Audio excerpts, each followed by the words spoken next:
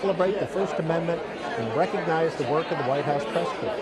While most of tonight might look similar to previous dinners, there is one big difference tonight, and that is President Trump is attending and speaking for the first time as president. And welcome to C-SPAN's live coverage of the 2026 dinner, including the red carpet arrivals, the dinner, the entertainment, the award speeches, and of course, President Trump's remarks. It is being held at the Washington Hilton, the iconic hotel near DuPont Circle, which has hosted the dinner for nearly 6 decades. And after the dinner concludes, we'll be back to hear your voices and your views about what you've just seen. But over this next first hour, we'll watch the arrival, speak with some of this year's attendees. We'll also want to hear from you, what you would like to hear President Trump say. Here's how you can participate. 202 is the area code. 748-8001 for Republicans, 748-8000 for Democrats, and 202-748-8002 for all others. Well, on your screen is a live picture from the Washington Hilton of the red carpet arrival area, and C-SPAN's John McCardle is there. Mr. McCardle, what's the vibe on the red carpet? Oh, Peter, you and I were here last year. Let me tell you, there's at least 2 to 3 times as much media here. The buzz is in the air. Members of the President's cabinet are rolling in. You just missed RFK Jr. Jeanine Pirro was just here. We talked with Caroline Leavitt. Members of Congress coming through. This is the time of the big arrivals, and we've been catching them as they go, and we'll do it for our viewers over the course of the next hour, Peter. Well, we saw that we talked with Steve Miller, the advisor to the president, a couple of Republican congressmen, Sean and Rachel Duffy as well. This is probably the most Trump administration officials that have ever attended this dinner during his reign. Oh, certainly, and they're all talking about their excitement about what the president is going to say. A lot of discussion about the state of journalism tonight. The discussion ranging around the president coming for the first time as commander-in-chief, that's a sign, a good sign for the state of journalism, that he's here, that he's speaking to reporters. Brian Stelter of CNN was making the point that he's here. And he probably has a lot of these people's cell phone numbers, and they have his cell phone numbers, but he's here making his case to the press. Nobody, though, Peter, expects him to go just the 40 minutes that's been allotted to him. It's probably going to be a long night. Well, Rachel Duffy, the wife of Sean Duffy, said that most reporters have President Trump on speed dial, and we know that for a fact. They talk to him all the time, and he picks up. Yeah, and those reporters are walking in right now. Manu Raju just walked in, and we caught up with a few of them. There's a lot of discussion of whether there's going to be reporter interaction with the president. If he calls out reporters, what they're going to do. Discussion about whether maybe a reporter would walk out. We're all going to find out together, and we have a lot of C-SPAN cameras in the room to catch all those reactions, so viewers can watch it with us. And we should mention that all the cameras in the ballroom are C-SPAN cameras. Now, John McCardle, you've done so many red carpets in Hollywood. How does the D.C. red carpet compare? Not as many in Hollywood, Peter, but the D.C. red carpet, this is what they expect Hollywood to be like. This is the moment that D.C. can turn into Hollywood, and they triumph. The insult comic dog is just at the other end doing interviews. It's loud, it's boisterous. The hard-hitting questions haven't really been there tonight, but it's a moment that everybody's excited to celebrate and anticipating what the president has to say. As you well know, the celebrity culture around this dinner has waxed and waned over the years. During the Clinton and Obama administrations, celebrities were everywhere. Are you seeing any celebrities tonight? Yeah, we saw Kennedy earlier, MTV, radio personality. But right now, actually, is the time that a lot of the president's cabinet is arriving. Small Business Administration Secretary Loeffler was here. You saw Sean Duffy.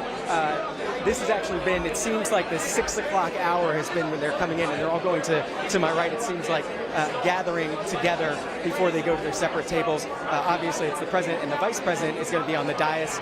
You know the news there, Peter, that he's not going to Pakistan as part of those negotiations and is now sitting just to the left of where the president will be sitting on the dais. And we're going to talk about this in just a minute, but I want to show this headline from Deadline. Hundreds of veteran journalists and groups urge White House Correspondents Association to speak forcefully about Trump's attacks on media as he attends annual dinner. John, have you seen anybody wearing a, First Amendment related button? I've seen a few of those buttons, and I've seen a few. Actually, there was somebody who stopped by with a "Free Iran" written on their hand. So people are here to make their points. Secretary Kennedy, how are you, sir? You're live on C-SPAN. Wanted to ask you what you're anticipating tonight. I'm anticipating that the president is going to put on a big performance and probably offend some people in the press. And is that a good thing? I think it's good. I think the president's very funny, and historically there's been a lot of comedy at this event, and I hope there's some good feelings that come from it, and people can take a joke. As somebody who has a family legacy here, thinking back on the legacy of this dinner, what does this mean, this moment where the president and all the White House press corps get in the same room and do a bit of that roasting? I think it's important. I think it's, the president has been more open toward the press in his administration than any administration in history. He literally gives a press conference every day. He set every record for transparency that you've ever in our history. I think it's part of that. He's not scared of the press. He's not scared to talk about his opinion, even though you guys just criticize him all the time. You should appreciate the transparency and the accessibility that he's given to the press is unprecedented. Do you have a sense of how much he watches C-SPAN? I don't know. The question, since this is D.C. or Hollywood on the Potomac, what are you wearing tonight? I'm wearing Alex Perry. And Senator, what are you wearing? Or Secretary, what are you wearing? Payment Ume. Thanks to you both. And Peter, that's what it is. You stand here, the red carpet, and they come up. Go ahead, Peter. I will give you $100 if you can identify either of those designers that they mentioned. Yeah, okay. I know you could, Peter, and that's why you're better at these sort of things. Who are you wearing, John? I am wearing the black tux rental, Peter. It's due back on Monday. John, we will be coming back to you shortly. Line up some more good guests. Thanks for that. We appreciate it. And we will show you throughout this first hour, we'll show you some of John's interviews with Stephen Miller, with Sean Duffy, the Transportation Secretary, etc. Now, we mentioned this deadline article that came out. Here again is the headline. Hundreds of veteran journalists and groups urge the White House Correspondents Association to speak forcefully about Trump's attacks on media as he attends annual dinner. Well, part of the White House Correspondents Association, the letter that was written by this group in the petition reads this way. We, the undersigned, call upon the White House Correspondents Association to use the occasion of the White House Correspondents' Dinner to forcefully demonstrate opposition to President Trump's efforts to trample freedom of the press. The dinner has long served as a symbol of the vital and irreplaceable role of the free press in American democracy. President Trump's systematic, sustained, and unprecedented attacks on the free press render his presence at such an event a profound contradiction of its purpose. So that's what they had to say about it. And we want to hear what you think about this dinner. It is a Washington institution. Some people think it jumps the shark when it becomes so cozy with the press and the administration. Some people think it's a good thing that this is the way it is set up, and then you add in the celebrity culture, et cetera, et cetera. Love to hear what you think about this dinner, whether you're going to be watching, what you would like the president to say. Let's take a couple of calls. Let's begin with Mark in Bayside, New York, independent line. Mark, good evening. You're on C-SPAN. Good evening to you. How are you this evening? How are you? Very well. I wanted to start by saying my name is Mark Okun. I am the owner, founder, and chairman of the Mars Corporation, and quite a large Trump supporter. I was one of his social media advisors during the first campaign. I just wanted to thank you for the coverage of this event and say, if you look at what President Trump has said during the first campaign and the third campaign, nearly everything he said he did. He is a truth teller, whether you agree or disagree. And I just wanted to say thank you for the Mark, comment. what do you think? What do you think about some journalists basically protesting the fact that the president is there and that they think that he has attacked the First Amendment in the press? Well, he really hasn't attacked the First Amendment. What he did is attack the people who are broadcasting what he called fake news. If somebody pretends to be a journalist and writes things he didn't say, why should he allow them coverage? Thank you, Mark. Let's go back to the red carpet and John McCarthy.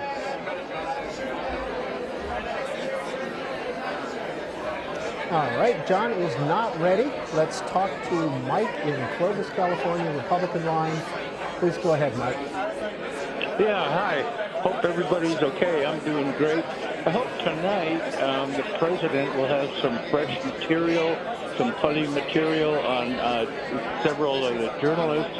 And then I also hope that he can do a little bit of self-deprecating and make some jokes about himself, about some of the mistakes that he made or things that he would like to do over. But I really hope it's going to be more of a fun evening as opposed to doing battle with each other. All right, thank you. John has Manu Raji of CNN.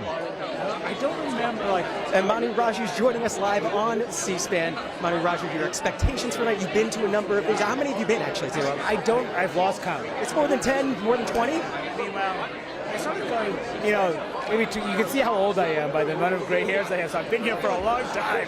But I've been going to these since Obama. I didn't go any during the Bush years, but I went during Obama. I've been covering Washington since '02, so during Bush, but probably so I'll say '09 till now, so what is that, 16, 17 years or something like that, so I've been going to a lot, so this is going to be a different night. Well, and so everybody's asking, what do you think the president's going to say? What do you think he's going to say? What do you want the president to say in this opportunity that he has tonight? Well, I hope he expresses that reporting is important, the First Amendment is important, and that he respects and values what we do as journalists. He may not agree with the reporting that comes out, but but respects the importance of the job. I'm not necessarily expecting him to say that, given the hallmark of his administration has been, obviously, and him himself has been going after reporters and going after the press, and I think we could probably expect that tonight. But, we'll see. I'll keep an open mind. Hope he engages in some respectful dialogue with the reporters. Is this a time for reporters to make some sort of show about the First Amendment, to make a statement to the president from the audience? Is this the time to do that? I don't really feel like some people may want to do that. I personally believe that this is an important night, that it celebrates the First Amendment and always invites the president to come here and speak to the reporters who are gathered here, and the reporter can make his remarks how he sees fit. So it's not necessarily, I'm not an activist, I don't report, I don't protest. My job is not to protest how one administration acts versus another administration. My job is to report the facts, listen to what the leader has to say, and report it objectively. So we can decide to express our views however we want. And for me, I want to listen to what the president says. And tomorrow on my show, Inside Politics Sunday, which I hope you all watch at 8 a.m. and 11 a.m. Eastern. In between watching the Washington Journal. In between watching Washington Journal, that we'll be talking about how he spoke to the press tonight. Of course, this is notable, his first time speaking to this dinner. And finally, Peter Slen, back in the studio, wants to know, who are you wearing tonight? I don't even know the name of this tux, but I really enjoy it. I'm not sure who designed it, but I enjoy it. It fits you well. At least it still fits. That's the most important thing. That's why this one other good partner's dinner, I can make sure my tux still fits. Manu, always a pleasure. Thank you, sir. Back to you, Peter. Yeah, John, we're going to drop that question. We are in D.C., not in Hollywood. Nobody has any clue as to who they're wearing. We're going to try. In March, well, first of all, the president has to be invited by the White House Correspondents Association to this dinner. This is not a dinner where anybody can show up. You have to be invited by a media organization.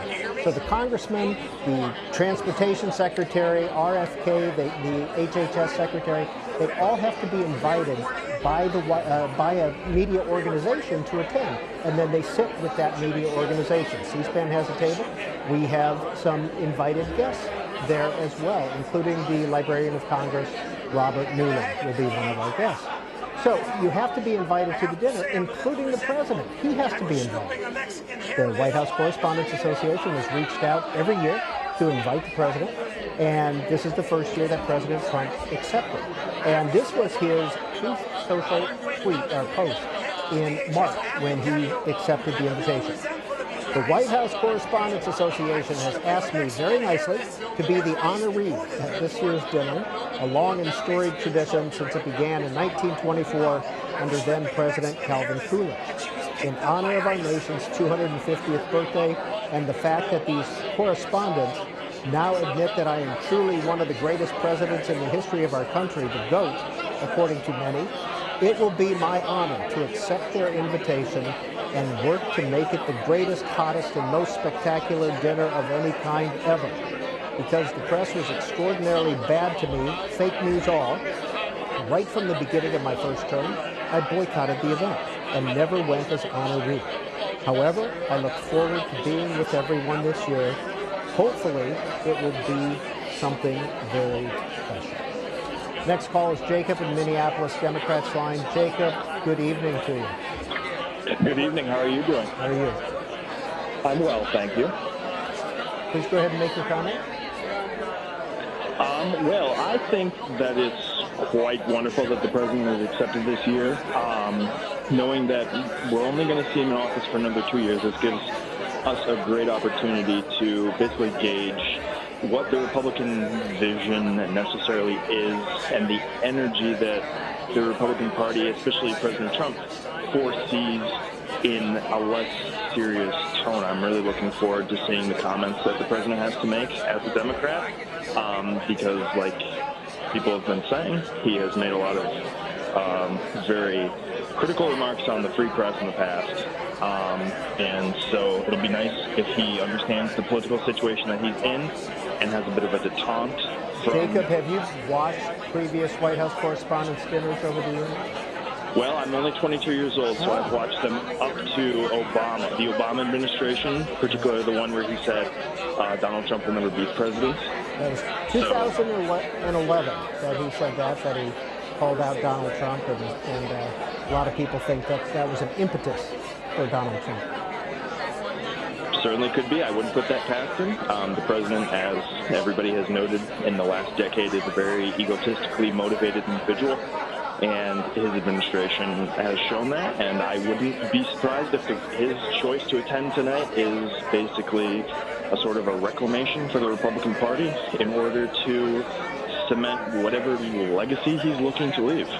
That's Jacob in Minneapolis. Matt is on the line from Ocala, Florida, Independent. Hi, Matt. Yeah, hi, how are you doing? How are you? I'm good.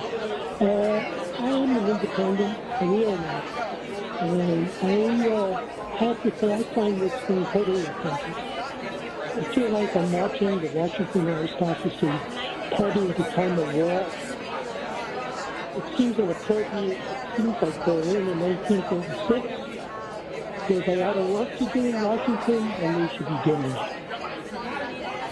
Thank you, sir, for calling in. Brenda in Palmyra, Pennsylvania, Republican. Brenda, how do you feel about the White House Correspondents' annual dinner? I think it's great, and I'm totally excited to see President Trump there. What would you like to hear from him? Jokes.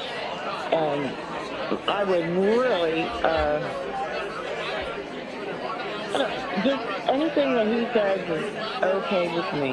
That's Brenda in Pennsylvania. Looked like John on the red carpet there was about to talk to Treasury Secretary Andy Besant.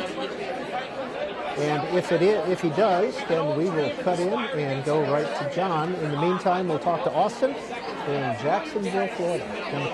Austin, you're on the air. Hi, yes, I'm thankful for you guys for covering this event, but I just think it's quite interesting that the president is there. Hey, Andy, Austin, can you hang on for just a second? John McArdle has Andy Besant at the red carpet. the Treasury Secretary is joining us. Do you have a sense of how much an event like this costs tonight? The Treasury Secretary would probably have an idea, right? No, this is a private sector event, so I'm only in charge of government finances. How much has the president told you about what he's going to say tonight? It's going to be a surprise to me too, but I think he has some favorites and some least favorites in the media. Do you have a sense of who some of those favorites and least favorites are? Well, I think we can tell from I'm not sure, 400 press conferences he's done. Of those, how many members of the media think has his phone number to chat with him? I don't know, but it's the most transparent presidency in history. Where are you sitting tonight? Who are you sitting with? I'm sitting with my friends at the New York Post, New York's hometown newspaper. Is that your favorite newspaper? By far. How much do you think the president watches C-SPAN? You know the man. Sorry? How much do you think the president watches C-SPAN? I think he watches select hearings and select events. Always appreciate you stopping by. Thank you, sir. Back to you, Peter. John, I'm glad you asked him who invited him. That's a great question, and the New York Post has invited the Treasury Secretary to the dinner. Again, this is a private event. It is sponsored by the White House Correspondents Association. If you are not a member of the White House Correspondents Association, you have to be invited to sit at their table.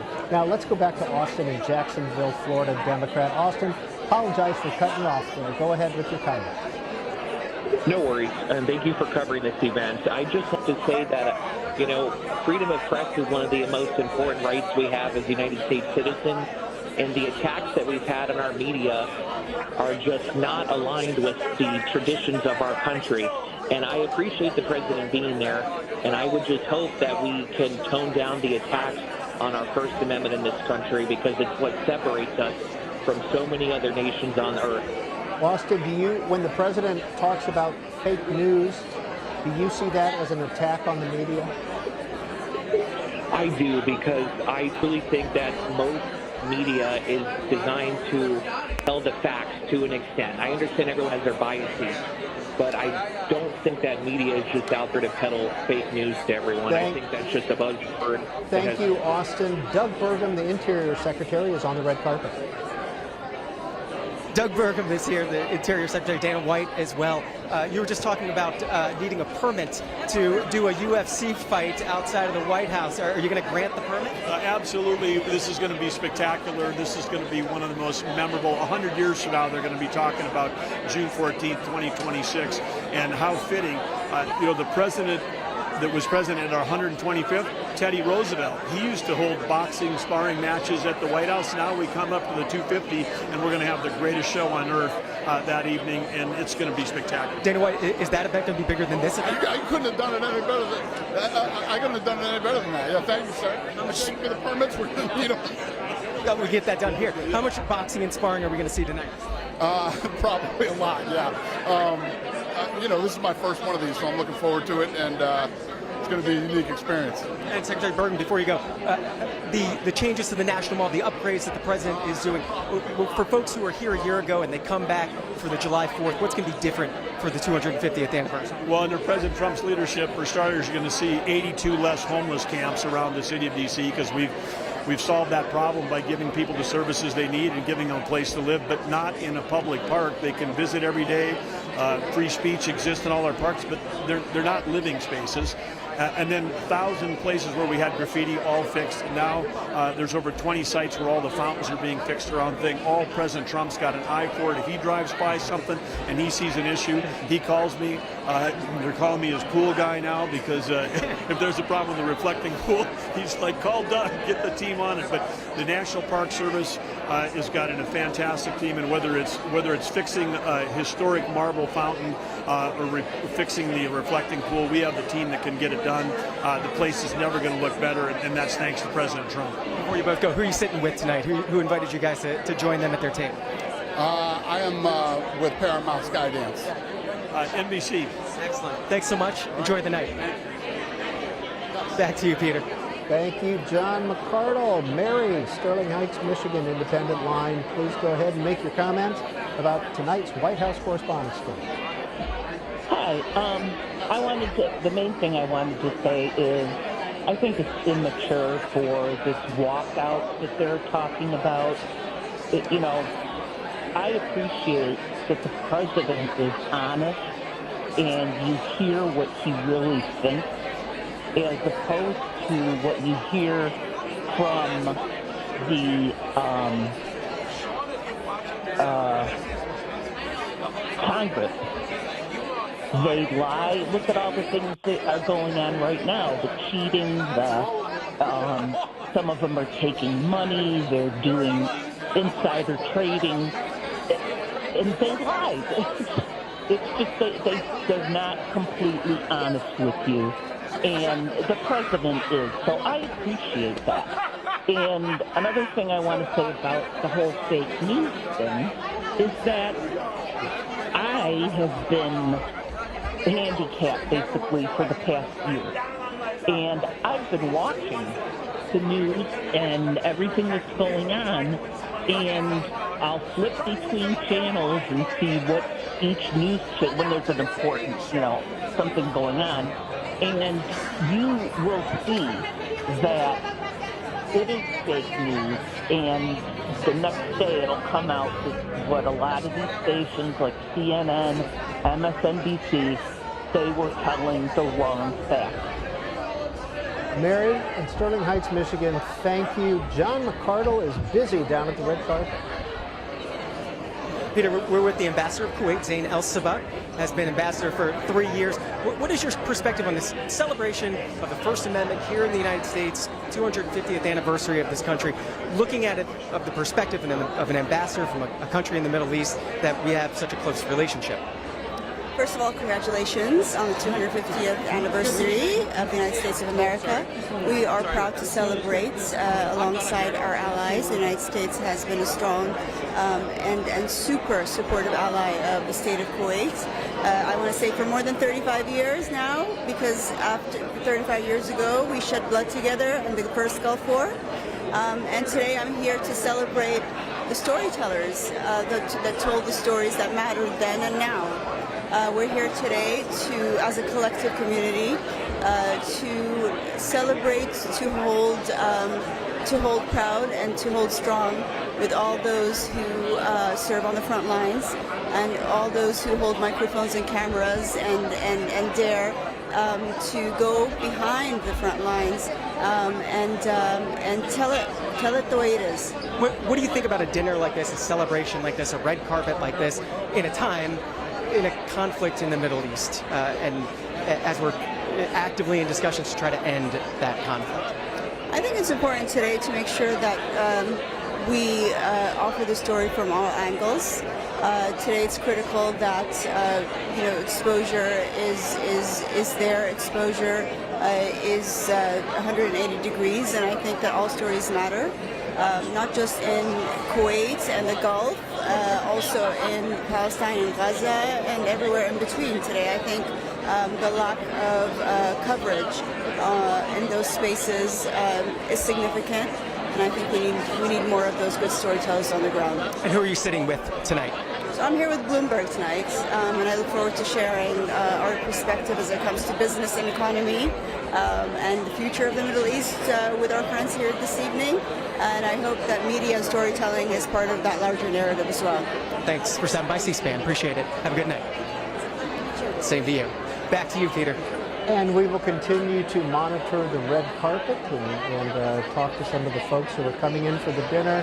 The dinner is due to start at 8. It goes from about 8 to 8:15. After that, there is a break, and we will have some guests out here, some experts who know this dinner inside and out and know President Trump well as well. And then at about 9:30, the awards, the speeches, etc. begin, and we will, of course, as always, cover that live. Well, tonight's dinner is the main event, but there are parties and receptions. There are at least 50 parties and receptions that are taking place all over Washington in the days leading up to the dinner and after the dinner. C-SPAN co-hosted one of those events alongside YouTube and the Meridian International Center. Here's a quick look. We're at Meridian International House, where we are recognizing diplomacy at 250. This is a precursor to the White House Correspondents Association dinner weekend, which will be full of events like this around town. This event is in partnership with Meridian, YouTube, and C-SPAN. What is this weekend all about? I mean, this weekend is supposed to be about the First Amendment, and as somebody who's been a conflict journalist and lived in authoritarian places and hasn't had the right to free press, I really take that seriously, and I think we're so blessed to have a free press. There is a lot of excitement in Washington about this weekend, and this is a precursor to the weekend. But what are you kickoff, really? What are you most excited about this weekend? I love the opportunity to celebrate the press, the freedom of the press. It's such an important part of the United States democracy, and having the chance to come together as a community to really lift up all our journalists and show how important we know that field is, the media. We are here discussing diplomacy at 250. And these events are kind of, on the lighter side for White House Correspondents Association Dinner weekend. What does diplomacy mean to you, and why do these kind of lighter events, why are they important to diplomacy? Well, diplomacy is relating to people and a relationship between societies, between countries, and not all relationships are heavy or very serious. There's also a lighter side to relationships, and this is important, and of course it's very important the White House Press Corps. I've lived in Washington on and off since I was 8 years old, and I always follow the press corps of the White House. So I want to congratulate all the professionals at the White House for the great job they do. So we're here recognizing diplomacy at 250 years. What is diplomacy to you, and why does coming to an event like this matter to diplomacy? Absolutely. Diplomacy is super important because it connects cultures. It promotes conversations where people can hopefully solve problems. And attending an event like this is important to move policy forward? Events like this create space and build relationships for diplomacy to occur. So networking and connection, does that actually make policy happen? Of course. That's the fundamental, the core principle of policy making.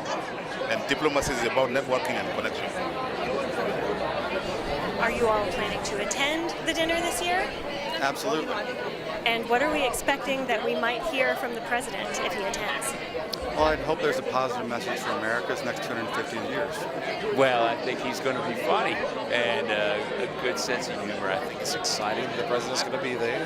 This is historic. I'm sure there are going to be lots of news being made. This is going to be fantastic, so we'll see where it goes. Can you give us an insider's account of what the dinner is like and why these pre-parties are important? The pre-parties are really important because that's where you really see people. You can talk to them and you have a free flow where you don't have that in the dinner. It's more you're seated, you're there. And I think the pre-parties are wonderful for me because you get to meet people and you get to really get a sense of the style and the fashion and the people and where they're coming from. So it's a whole different vibe. But why are events like these important to Washington society? I think there's a couple reasons. There's several reasons, actually. I think partly is because when eyes are on Washington, there's always something maybe negative or always something, stressful and things like that. This is a chance where we can celebrate the good.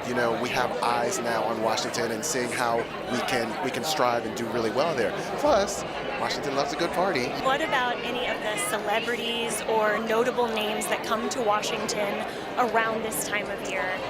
It's interesting because for us, we think the people that cover the news are our celebrities. The politicians are our celebrities, but we have all the other celebrities come in. Like last night I took a selfie with Don Lemon, so that was kind of cool. But I think that, everybody wants to see people out dressed up, and we can get what happens in Hollywood, we can get what happens in New York, and it's our chance to do it here. Well, you're going to have a bunch of people here. You're going to have creators, you're going to have musicians, songwriters, politicians, and people who need to come together and figure out how that we all get along and move things forward and make things better. Who would have thought that the road manager for Run DMC and the Beastie Boys would be up here talking to you guys? Has anybody got a camera? Can you take a photo? I gotta send it to my mother. I just want to say thank you to everybody, and let's have a party and have a good time. So here's to you. And that was Thursday night at the Meridian Center off of 16th Street in Washington, D.C., one of the pre-parties. And this is a live picture of the Washington Hilton Ballroom. It is ginormous. And supposedly 2,000 people are supposed to be in there. Whenever you're in there, it feels like 5,000 people. The seats are crowded, the tables are crowded, the aisles are crowded. People are bumping and pushing. I will tell you, though, that the waiters and waitresses who work that room are pros. They will shove through any crowd, and they just keep their heads down and they move forward, and they really do a nice job serving that many people. We've talked with the events manager, the director of operations at the Hilton. We'll show you that a little bit later, what they do to prep for this White House Correspondents Dinner. John McCardle is just down the hall from the ballroom, and he looks a little bit lonely out there on the red carpet. Is it drying up, John? Well, in terms of the amount of people coming through, but not the star power coming through, Peter. We're waiting to talk to Secretary of State Marco Rubio, who's just 2 stations down from me. Bill O'Reilly is down there as well. We're going to try to grab him as he rolls by. I hope I can do that for you. But don't go anywhere, Peter. We'll be back to you pretty soon. Do not fail, John. We will keep an eye on you, and we will come to you if you get the Secretary of State. We appreciate that. Howard, Nolensville, Maryland. What's on your mind this evening, Republican? Good evening. Thank you for the opportunity.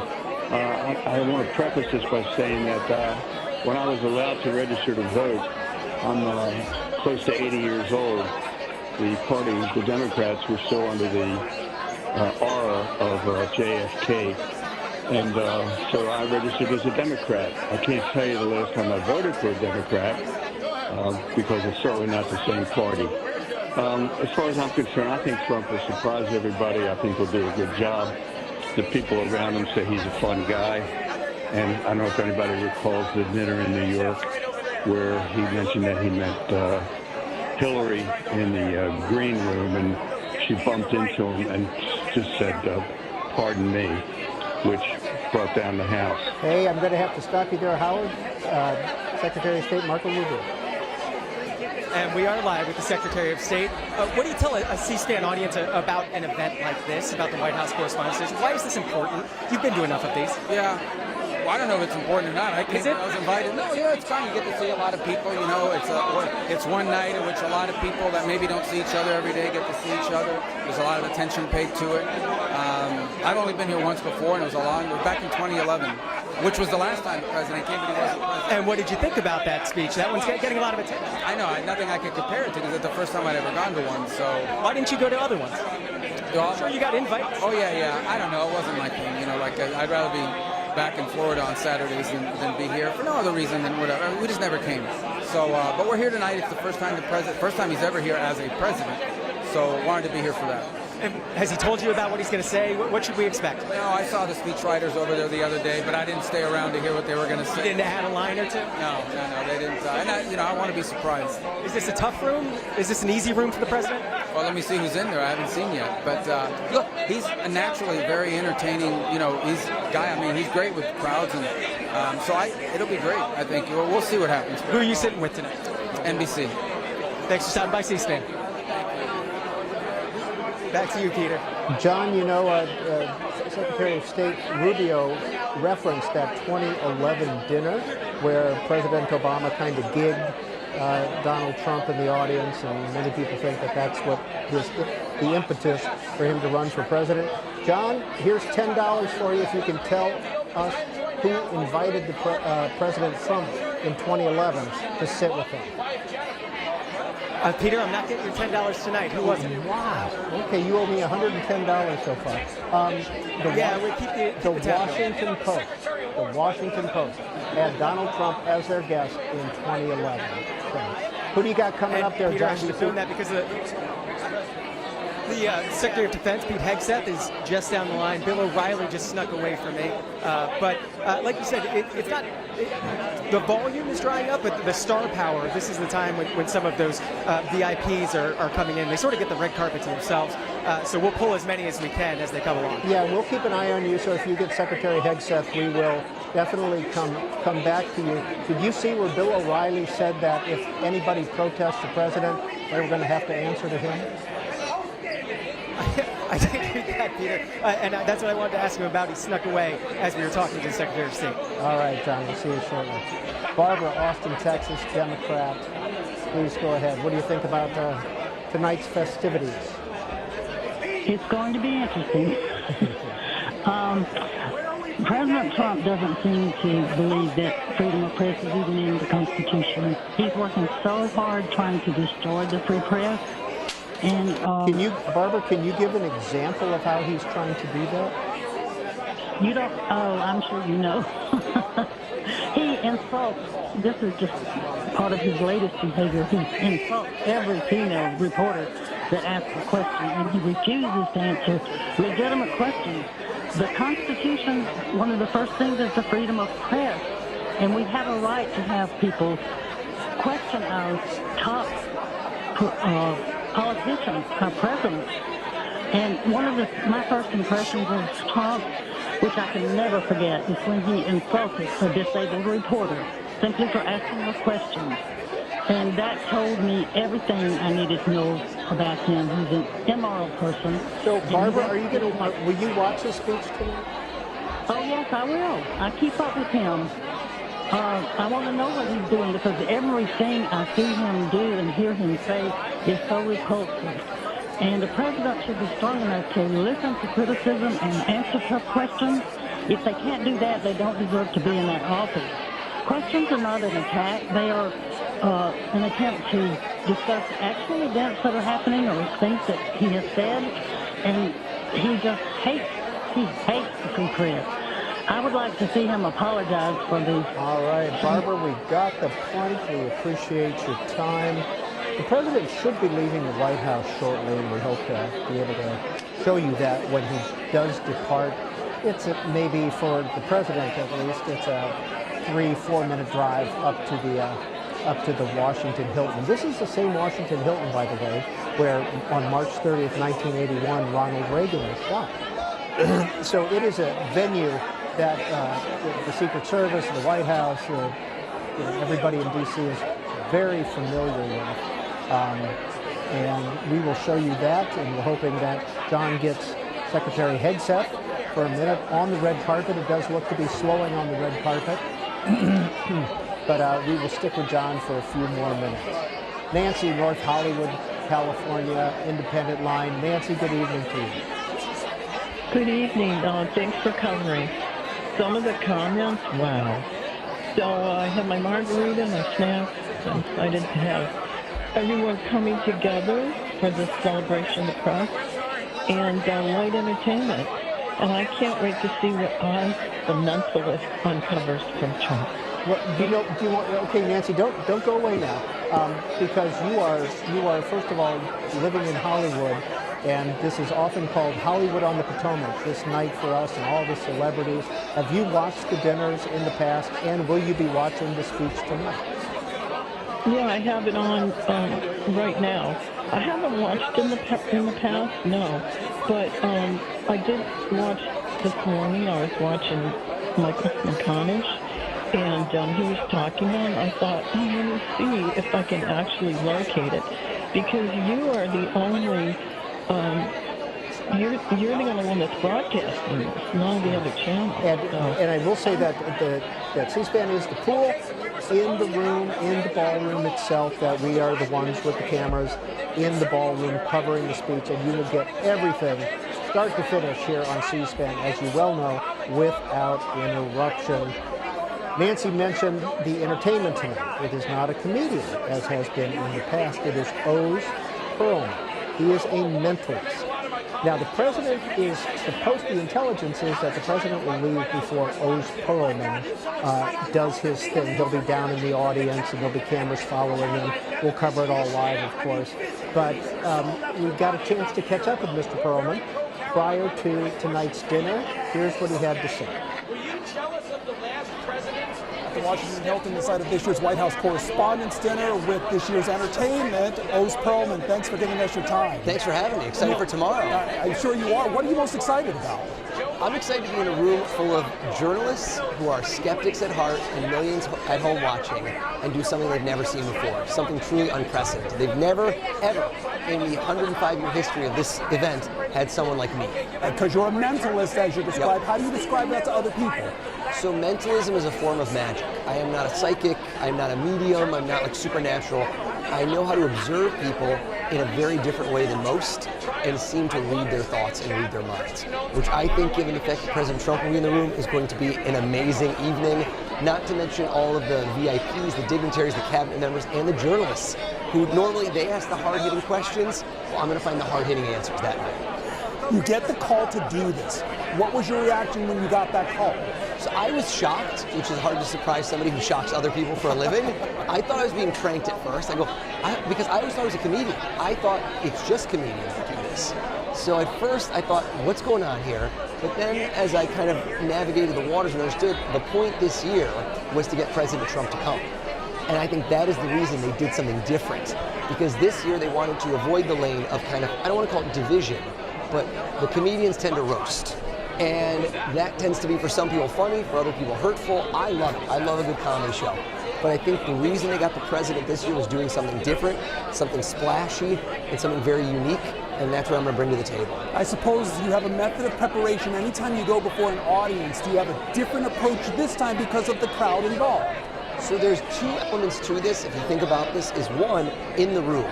You've got 2,600 people that are watching a live show. But you've also got to think about the people at home who are going to be experiencing it through the TV screens and the next day on the small screens, because that's where millions and hundreds of millions of people see it, the clips online. So I'm thinking of both at the same time. How do we produce a great TV show while also keeping it intimate and amazing for the people in the room? So it's a little bit of a juggling act. And then, of course, the moment that counts. If I get a chance with President Trump to get inside his head. And I think that can be something that'll be amazing because he is very, very good at holding his cards close. And I think he's also a showman, if ever there was one, who knows the power of a great headline. And I think we're going to try to do a little bit of both of those things. Do an amazing moment that will unite this country right now when there's been a lot of division. And he sent some nerves approaching the event. They haven't hit me yet. You know, there were nerves earlier in the week, but now that I'm here, I liken it to an athlete who gets on the starting line. I just get dialed in, I get ready and excited. So right now, it's not really nervous energy, it's excited energy. When you did this as a mentalist, you didn't start this way career-wise. No. Talk about that track. Yeah, I went to school for engineering, Pedro, so good luck figuring out this career path. I worked on Wall Street for a few years. I quit to be a magician, and I used to do strolling magic at restaurants. Kind of kept advancing and advancing, and I've been doing the mentalism for a little over a decade, full time. Prior to that, more of a magic type of show. And lo and behold, now I'm hosting the White House Correspondents Dinner. So you never know where your career is going to go. Because at one point you had a corporate job, and then it was there you decided, no, this is the path that will give me joy, and this is what I want to do with my life. I think you live one life, and so many people that are watching this and that are watching is you have this hunger for more. And I said to myself, look in the mirror, do I want to be doing this for the next 20 years? And my automatic response to myself, the truth, was I don't think this is what I was born to do. And so I took a leap of faith. A lot of people thought I was crazy because I had a great job. I worked at Merrill Lynch. And they were like, what are you going to be? A mentalist? You know, like, are you mental? And I think I took a bet on myself, and it's worked out really well. And I've always just said one opportunity should lead to two more, and just really harness momentum and do things unique and in a different way than anyone has ever done them before. I'm sure you won't give us specifics, but what kind of things might we expect when we see you? So I up the ante. So everyone who's watching this is a skeptic. Naturally, a room full of journalists are the biggest skeptics of all. So what I like to do is I like to use your skepticism against you in a way. Right when you think you figured it out, you go, I think I know how I did it, boom, I do it a different way. And you're left scratching your head, jaws dropped. My goal is to make this a night that when you talk about next year's White House Correspondent, and next year, 5 and 10 years from now, you go, what was the best one we remember? This is one that you're going to be talking about for years to come. That's my goal. One of the things you do aside from Mentalist and what you do, you like to run, and you set records in that. Talk about that. We have a few buddies that are coming. One of the blessings of this is I got to invite a lot of people who get to join me tomorrow and watch me in action. So a few of my running buddies are here. And we literally, 2 seconds ago before I walked up, we're texting, where are we running? Monuments Run. We're going to try to get 15 miles in tomorrow, maybe even more the morning after. I love running. I do marathons and ultra marathons. I ran a marathon 5 days ago. When you come to prepare, does the running help with the other job, vice versa? How does it help each other? It really does. My best ideas come to me, a little bit TMI, but in the shower, because I've got no electronics and I'm zoned out, and when I'm running. Those are when I get these creative bursts. My brain hits that little flow state of, I just figured it out. And so for a long time, I've been thinking to myself, what would I do if I could sit down and try to read the mind, get inside the head of the most powerful man in the world? And a lot of those thoughts came to me while running, is how could I do it? Oz Perlman, he is the entertainment for this year's White House Correspondents Dinner. Thanks for your time. Thanks for having me. And you'll see Oz Perlman perform a little bit later tonight, live on C-SPAN. John McArdle is wrapping up at the red carpet. John, you got anyone else you want to tell us about who's come in? Yeah, Peter, I've got Triumph, the insult comic dog. As C-SPAN viewers who watch Conan or The Daily Show will know Triumph. Why is Triumph here? I am covering the red carpet, and I don't mean Jen Psaki. See, I know, it's C-SPAN. No, I'm covering the red carpet. I've interviewed a lot of the no-names and a few biggies. Who are the biggies you've interviewed? What do you ask him? What does Triumph want to know? Oh, my God. Well, I didn't get to Pete Hegseth, but I tried to give him his drink tickets. Do we have the drink tickets? It's okay. We're fine. What is Triumph expecting from the president's appearance? Oh, well, this is such a special day. You know, I mean, the White House Correspondents Dinner, an annual gathering of the press that celebrates, or in tonight's case, fondly remembers free speech. It's a beautiful thing, you know, and it's also a night when members of the press sit down for a lavish multi-course dinner served by some of their former colleagues. Triumph, the insult comic dog, has been here all night on the red carpet. How long are you staying? You going to stay afterwards and catch people on the way out? Yes, I am. For example, I was trying to, you know, I mostly spoke to people in the conservative media. The liberal media was afraid to talk to me. Isn't that strange? Because it's the Daily Show I'm representing. I was trying to help them with Trump, you know? I was saying, you know, if you don't want to get hit hard by Trump, you can just hold up one of these in front of your face, and then he'll leave you alone, you know? Triumph, the insult comic dog. We appreciate your time on C-SPAN. Thanks for stopping by. It's your first appearance now in the C-SPAN archives. Is it really? It really is. Okay, all right. Well, it's an honor to be here. C-SPAN is one of the least boring networks on television. For me to poop on! Peter, that's Triumph, the insult comic dog. Yes, John, that was, and I simply want to congratulate you on your finale on the red carpet. Final question. I've been to a couple black tie dinners with you. Who tied your tie? That would be our colleague Nate Hurst, but thanks for that, Peter. There we go. Okay, I knew somebody had to. All right. John McArdle will be going into the dinner. He'll be sitting with Director of Policy. One of our guests is from J.D. Vance's staff. J.D. Vance and Mrs. Vance will be at the dinner tonight because the trip to Pakistan for the peace talks got canceled. So the President and Mrs. Trump, J.D. Vance and Mrs. Vance will all be at the head table. The President is now departing the White House with Mrs. Trump, you can see. And again, it'll take, in a motorcade, 5 minutes tops to get up to the Washington Hilton Hotel. It would take you and I much longer to get up there because of traffic. And so he will be arriving at the hotel shortly. They now bring the president at the Washington Hilton in underground. Because of the 1981 shooting of President Reagan, they developed a new entrance there. It's underground, so you don't see it. And basically, the president will be isolated from that big crowd you saw in the ballroom a few minutes earlier, because he will be coming in the back way. Then he will just come right up onto the stage. The dinner is due to begin at 8 p.m. with the presentation of colors, the pomp and circumstance that opens a dinner. That part goes on for about 15 minutes or so. And then they eat. And after that, while they're eating, we're going to have two guests here, the former editor-in-chief of USA Today and Mike Dubke, who was with President Trump in his first term. They will be here on site with us. We'll be discussing the dinner, talking about issues, taking your calls as well. It looks like Kash Patel is in the ballroom itself. Do not know who invited him. Again, you have to be a media organization and a member of the White House Correspondents Association to have a table. And you can invite whomever you want. And of course, celebrities and administration officials and members of Congress, these are the ones that typically get invited. Just a few minutes now before the dinner starts, we'll watch as the president departs the White House to the Washington Hilton. Gregory is in Guyton, Louisiana, Republican line. Thanks for holding, Greg. Please go ahead. Oh, thanks for giving my call. Well, I'm a first generation Republican. I just turned 68 years old Thursday. And I'm looking forward to seeing what our president has to say. I hope he does some joking media jokes that the media would enjoy laughing. And because I was watching on C-SPAN 2 on the recent presidents, and they had some laughs, and I laughed along with them.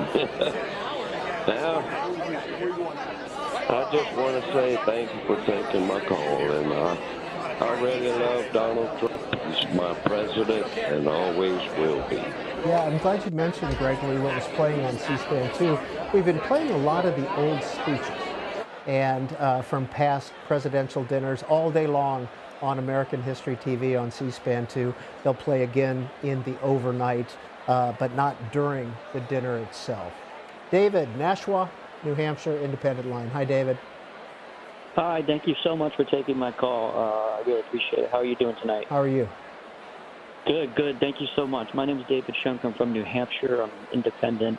I've usually voted Republican, but I'm really interested in this dinner tonight. You know, in the past we've seen kind of a turbulent relationship between the media and President Trump, but I hope he's able to crack a few jokes and put his issues aside and, you know, try to tell some jokes to bring the country together. And I think that'll be a very positive message to not only the press, but for the United States. Thank you, David, in New Hampshire for calling in. Well, Weijia Zhang of CBS is the president of the White House Correspondents Association. We caught up with her this week to talk about the role of the White House Correspondents Association. Between the press corps and the White House Correspondents Association has been around for 114 years, and we represent the White House Press Corps. So the association is the bridge between the press corps and the administration to advocate for the First Amendment and really to advocate for access for our members because we need to make sure that they have what they need to do their jobs and to be around the people that they are covering, especially the president, as often as possible so we can bring that to the American public. I am president of the White House Correspondents Association, so I lead the effort along with an incredible board to make sure, whether you are a video journalist, a photo journalist, a print journalist, a broadcast journalist, whether you have a huge microphone on behalf of radio to make sure the audio sounds perfect. We are fighting for all of our constituencies. The wire services, obviously, because we need to make sure that no matter how an American is consuming the news, they can do that with access to the White House, with an understanding of what's happening in their name. One thing that I've noticed across the administrations I've covered is whether it's 6 in the morning or 9 o'clock at night, the White House press corps is here and White House officials are here when there's a big story. And so I don't think people realize how closely we do work with the White House to make sure that we are covering the president's agenda, whatever impacts the public, and that they are answering questions that we have on behalf of the public. And so the relationship is an important one. And yes, it can be complicated, it can be tense, but it is robust. And I think that's important for the American public to understand that, things that you never see, this back and forth, this tension, that's a sign that things are working the way they're supposed to. And so I think, the relationship between the press and the White House is so critical to ensure that we can excavate as much information as possible for people at home to make informed decisions. And that was Weijia Zhang of CBS, the president this year of the White House Correspondents Association. She will be stepping down after this. It's a yearly post, and so she is the person that you will see quite a bit of tonight when the speeches and the awards begin. As you can see, this is the ballroom of the Washington Hilton, and there goes Markwayne Mullin, former senator from Oklahoma, now the Homeland Security Secretary. And there are, believe it or not, there are tables in between all those people that you see, and there are 10 chairs at each table, and people are just packed in there. It's a fun environment, but if you don't like crowds, it would be a tough place to be. The dinner should begin in just a minute. You can see up there on the stage the Marine Corps, the president's own band beginning to play, welcoming music, and they will have a part in tonight's festivities as well. But we're waiting for the presentation of colors, the pledge, the opening of the dinner, and then trying to get everybody seated and to start eating. In the meantime, we're going to continue to hear your voices. And this is Dave in West Bloomfield, Michigan. Hi, Dave. Hi, good evening. Thank you for taking my call. I just want to say the White House Correspondents Dinner is a fabulous event. I've been watching it for a long time. And I think President Trump has been disgraceful on how he has treated the press. It's like his lips are moving, he's lying. I think he's an authoritarian threat to our freedom of the press and free speech. Are you going to be watching? Will you watch his speech tonight? I positively will be watching the whole thing. I try to give everybody the benefit of the doubt, but he's a tough one. But thanks again for taking my call. Thanks, Dave, in West Bloomfield, Michigan. This is Jake in Kissimmee, Florida, Republican. Hi, Jake. Jake, you with us? Good evening. Yes, I'm here. Hi. Please go ahead. Just saying, so looking forward to seeing President Trump attend the dinner. And while he's not a journalist, I believe he, for so many millions of us, embodies many of the principles of journalism: courage, dedication, and relentless pursuit of the truth in the face of adversity. So I just think it's fitting, appropriate that he'll be at the dinner. And Mike Lawler, Republican of New York, member of Congress, is there. He's been invited to the dinner as well by a media organization.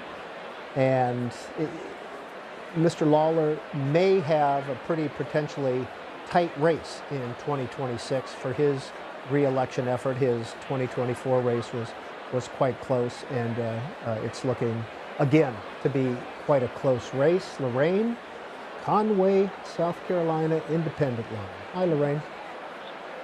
Hello.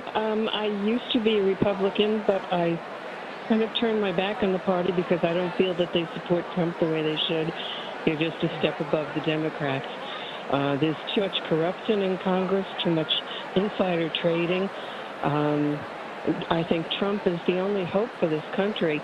I have 5 grandsons. I want to see them be able to have jobs, to be able to buy homes and raise a family. And I have one who's in the Army, and he's very proud to serve for President Trump. Thank you, Lorraine. In Conway, South Carolina, Treasury Secretary Andy Besant is there in the center of the screen as we learned, and with Stephen Miller. We learned that Secretary Besant was invited by the New York Post to sit with them at their table. I do not know who Stephen Miller is sitting with. It could be the same, but don't know. We didn't find that information out. Next call is Ross in Portland, Maine, Democrat. Hi. Hi, good evening. Thank you for taking my call. This is Ross from Portland, a very proud Democrat, and quite frankly, disgraced by how Donald Trump treats the press, by calling them fake news, by not taking women's calls. It is a disgrace we have going on in this country. So, Ross, that all said, will you watch the speech? 100%. I like one of your earlier callers, I heard Michael Thomas earlier today say he hopes he'd be self-deprecating, but the reality is he cannot take a punch. And it's sad, but I've been watching since I was probably in my teens, and I'm 66 years old, and I look forward to this evening every year, and it's disgraceful that he hasn't done it. This is the first time in his 2 presidencies he's done it, and I'm up to see it. I'm keeping an open mind, put you that way. How about that? Thank you, sir. There is Director of National Intelligence Tulsi Gabbard on your right in the black dress, and that is Erica Kirk, who is also at the dinner this evening, the blonde. Steve, Houston, Texas, Republican. Steve, you with us? Good afternoon. I am excited to hear what President Trump has to say tonight at the Correspondents' Dinner. I am 61, almost 62 years old. I have been voting since I was 18 years old. And I can say that I have never voted for a Democrat. Even if there was one person on the ballot that was a Democrat, I would never vote for them. I am a combat veteran, and I'm excited to hear what President Trump has to say tonight. Okay. Hey, Steve, since you're calling from Texas very quickly, you voting for Ken Paxton or John Cornyn in the Senate down there? John Cornyn. Thank you, sir, for calling in. We appreciate it. Well, we've learned that the travel pool has arrived. That is the pool of reporters that travel with the president, come rain or come shine, 24/7, wherever the president goes. And this again goes back to 1981 and the Reagan shooting when they did not have the press, the traveling press there. And they have arrived. So that means that the president has arrived as well. The pomp and circumstance opening of the dinner should begin in just a few minutes. And we're looking at live pictures from the Washington Hilton Ballroom. Seating capacity 2,000, but I'll bet you there's 5,000 people in there. Skip, Waldorf, Maryland, Independent Line. Go ahead, Skip. Yeah, thank you for taking my call. As a Navy veteran and a former member of the Fourth Estate, I've seen this event many, many times. I've actually attended it as a working journalist. And I'm hoping tonight that my colleagues do not wear these pins, because journalists are not supposed to be part of the story. Now, yes, I am offended by the remarks that President Trump has made towards members of the media. I think it's very small of a person that does things like that. And I think that we should, as journalists, rise above that and not, wear these types of pins. We are not supposed to be part of the story. Hey, Skip, I apologize. You cut out right at the beginning. Have you attended the dinner in the past? Yes, I have, as a working journalist. All right. Give us your impressions of the dinner and its import. Well, the dinner is supposed to be a lighthearted type of affair where members of the Fourth Estate, interact with the President of the United States, and his staff are usually at the different tables as invited guests. And, Trump has always avoided this. Oh, he has avoided it since 2011. And, it should be lighthearted. Now, maybe we'll see a different president tonight. All right, Skip in Waldorf, Maryland, thanks for calling in. Joe, Marathon, Florida, Democrat. Joe, you're on the air. Well, thank you. I'm glad that the president has showed up for this event, but only on his terms. I have a 3-point plan for President Trump to truly make America great again. Hey, tell you what, why don't you just give us the first point, because the dinner could be starting at any second. You see Secretary of War Pete Hegseth there on the floor in the ballroom. Go ahead, Joe, 1 point. Confess all of his sins, moralities. All right, Joe, we got the point. Thank you, sir. Tommy, Tom Ball, Texas Republican, you're on the air. Go ahead. Yes, sir. I appreciate being able to talk about it. I'm just really can't believe the press, the indignance of the press. I'm 70 years old, and I have never seen a president attacked the way the press attacks him. I'm a proud Republican. I've been a Republican all my life, and I just can't get over how they ignore everything else that's going on. I mean, if you look at the stuff with Biden and so forth, they ignored it. He couldn't hardly talk, but yet the press wouldn't investigate it. Anything that Trump slips up on, they jump on and say, we're going to have to impeach him. It's just ridiculous. I mean, I don't understand it. I can't comprehend it other than the standard phrase, Trump derangement syndrome. It's just ridiculous. Thank you, Tommy, from Texas. There just a minute ago, we saw Secretary Pete Hegseth talking with Presidential Advisor Stephen Miller. Next call is Barbara calling in from Palm Beach Gardens, Florida, independent line.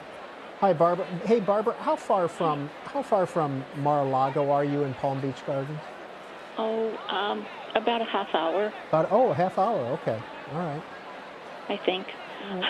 I'll be brief. I was taught not to lie, and if I did tell a little lie when I was a child, I better confess and tell the truth.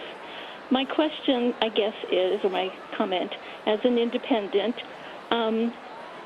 there is proof in the news that some of what the journalists or the TV journalists have said or that have been denied, have been proven wrong.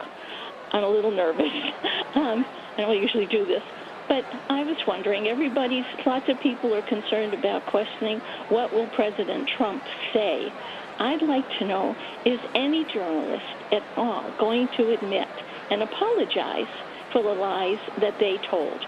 I'm not interested in having anybody do a mea culpa. Just say, we were wrong, we're sorry, and apologize, and go from there. And that's about it. Barbara, thank you for calling in and voicing your point of view. We're expecting the dinner to start in just a minute. It looks like people are finally getting seated, which means the president's in the house. And in a minute, there will be the presentation of the colors. There'll be the band playing. There'll be the Pledge of Allegiance and a welcoming from Weijia Zhang of CBS. Pamela, Philadelphia, Democrat. Good evening to you.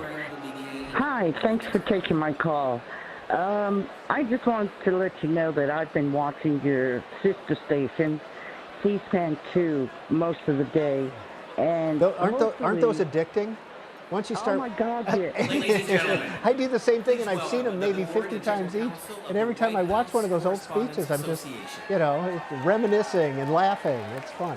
Sorry. Oh the best ones, or the best speeches, I think, were given by Obama, Bush, and Obama and Sarah Bush. Cook, those were the CBS best. News. Yeah, they were really quite good, weren't they? They were really oh my quite gosh, good. yes. Yeah. They were funny, but yet at the end, Andy Harnett these from gentlemen Getty had the Images. dignity to say, they preserved the First Amendment, freedom of Mark Lima the of press. CBS News. And I'm hoping that Mr. Trump will do the same. Even though he has a hate relationship with the press, that he will at least acknowledge that this is their job. I mean, they go into these war zones and they put their lives on the line, just like our soldiers. All right, Pamela, So, you know you know. what? Next time we air some of those archival White House Correspondents' Dinner speeches, The White House you and I Press will make some Secretary popcorn. We'll Caroline sit there on the Leavitt. couch and laugh together. Thank you for Sounds calling like in. I couldn't agree with you more on them. Well, it looks like the festivities From are due to ABC begin News, here shortly. Karen Let's Travers. stop in and see what's going on. They're introducing the head table, and there's Carolyn Leavitt, the White House Press Secretary. Trevor Honeycutt from Reuters. Trevor Honeycutt from Reuters. Courtney Supermanin from Bloomberg News. Courtney Supermanin from Bloomberg News. From Time Magazine, Brian Bennett. From Time Magazine, Brian Bennett. And join us in welcoming the president of the White House Correspondents Association from CBS News, Weijia Zhang. And join us in welcoming the president of the White House Correspondents Association from CBS News, Weijia Zhang. The headliner for this evening, Mentalist owes Parliament.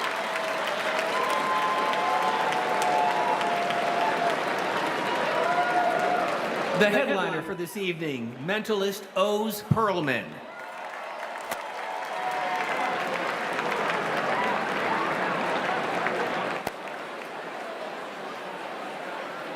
And now please welcome the Vice President of the United States, J.D. Vance.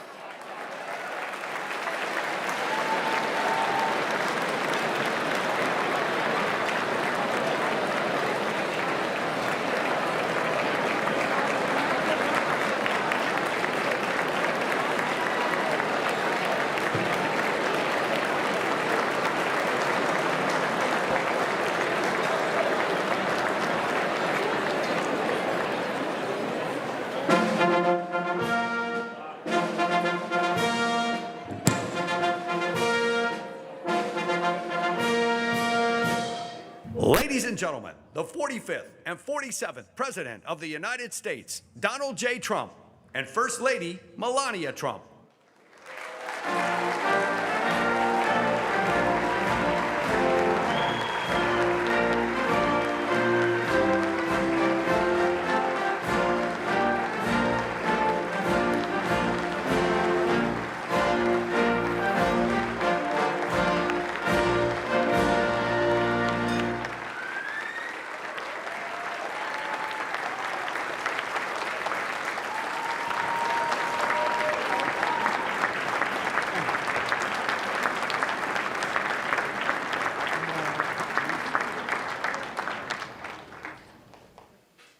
Ladies and gentlemen, please rise for the nation's colors presented by the Joint Armed Forces Color Guard, and please remain standing for our national anthem performed by the U.S. Marine Band.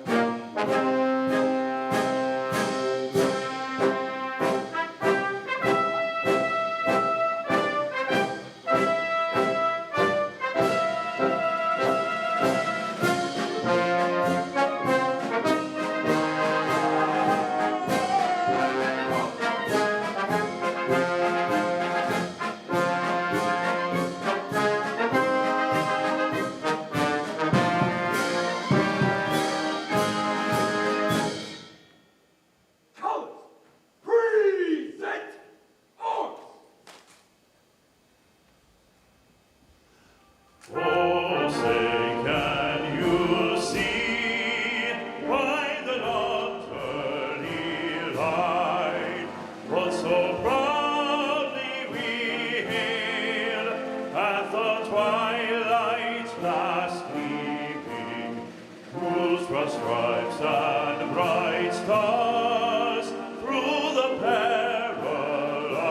fight.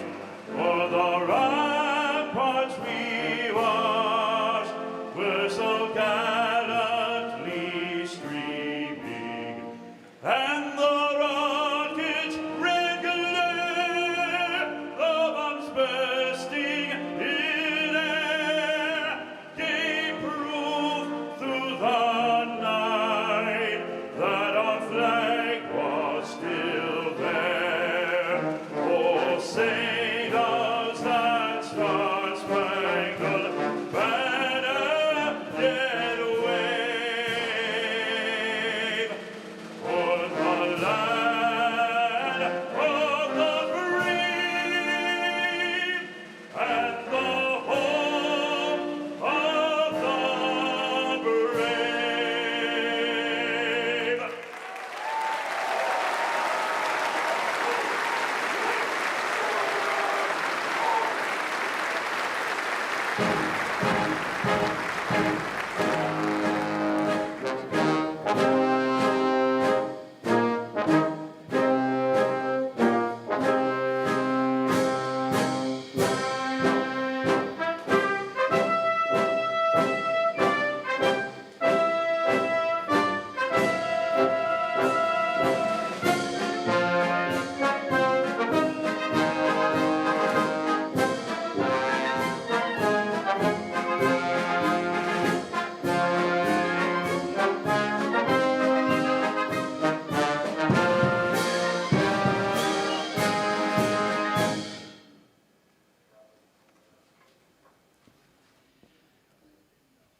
And now, ladies and gentlemen, please welcome the president of the White House Correspondents Association from CBS News, Weijia Zhang.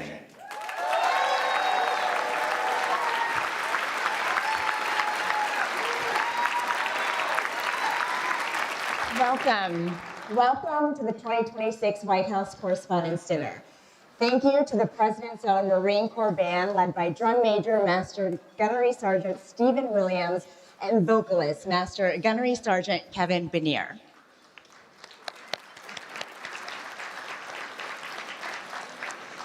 Good evening to everyone. President Trump, Madam First Lady, on behalf of the White House Correspondents Association, thank you for being here. It is meaningful that you're with us tonight.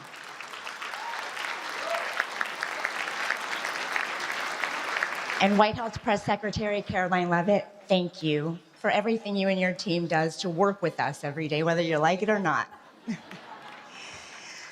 I'm biased, but covering the White House is the best assignment in all of journalism. We have the privilege of covering the biggest story in the world every single day. The speed is exhilarating, demanding, and it offers a critical public service. Strong journalism benefits the entire country. Tonight, we will celebrate the exceptional work you have done and toast a group of promising students who want to follow your lead. Of course, at the heart of both of those things is the importance of the First Amendment. I want to take a moment to recognize some important people who helped me tackle this job and who helped make this night possible. First, to the members of the White House Correspondents Association, thank you. Thank you for this opportunity to lead. It is an honor and a privilege. Thank you to my advisor in this role, Kelly O'Donnell of NBC News. And to the other past WHCA presidents who have helped me navigate challenges. To my CBS News bosses, Tom Sabrowski, Barry Weiss, Mark Lima, thank you. Thank you for your leadership and support. To the relentless CBS News team, especially the White House unit, I am grateful to call you not just colleagues, but friends. And thanks to the mentors and other friends who have kept me balanced this year and always. And of course, to my family. In a world full of chaos, you are my calm, and I love you.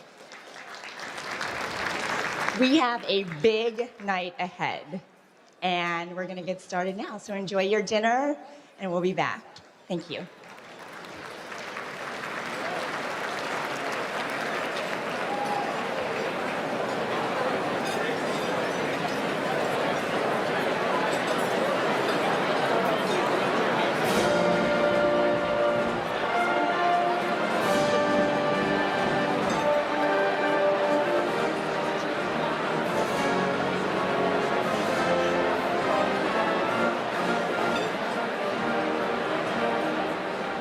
And now the guests at the White House Correspondents Dinner will eat, and this should last about an hour and 15 minutes. And after that, the program begins. We'll show you the room from time to time throughout the evening until the program begins. But we're pleased now to be joined by Karen Bohan, who is a former editor-in-chief of USA Today, Reuters White House correspondent, and former president of the White House Correspondents Association, doing what Wei Zhejiang just did. Karen, President Trump is attending for the first time in his presidencies. Big deal? It's a big deal. It's controversial. A number of prominent journalists have written a letter to the White House Correspondents Association saying that they should disinvite him or should not have invited him.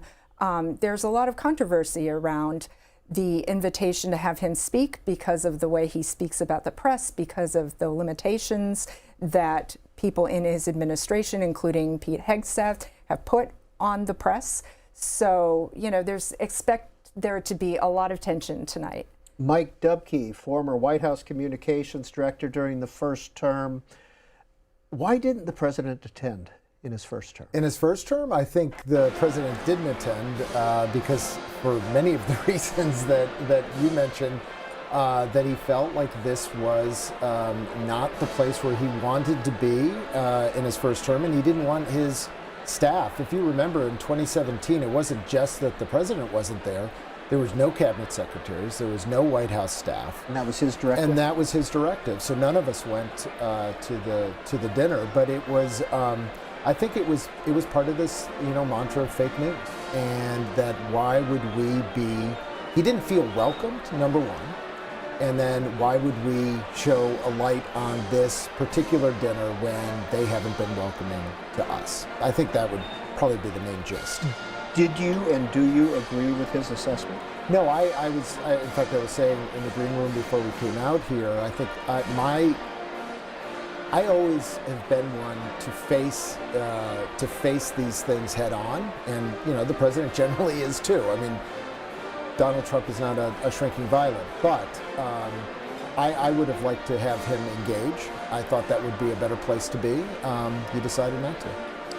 One of the things that presidents do in this dinner is use self-deprecating humor.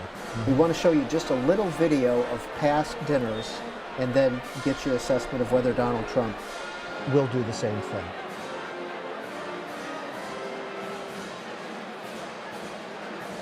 You even tied my recent surgery to my age. Well, I got to be honest with you. I had that same operation when I was young, and it felt so good I wanted to have it done again before I was too old. Harry also said that preparing me for a press conference was like reinventing the wheel. It's not true. I was around when the wheel was invented, and it was easier. As you all know, when you're president, you don't do anything at the last minute. I had the Secret Service come over here this afternoon and do that usual security sweep before a presidential visit. Place was clean. No broccoli. I mean, I am not doing so bad. I mean, at this point in his administration, William Henry Harrison had been dead 68 days.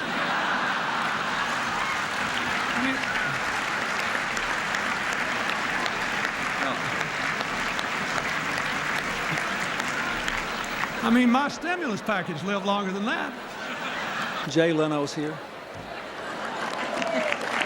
Now, no matter how mean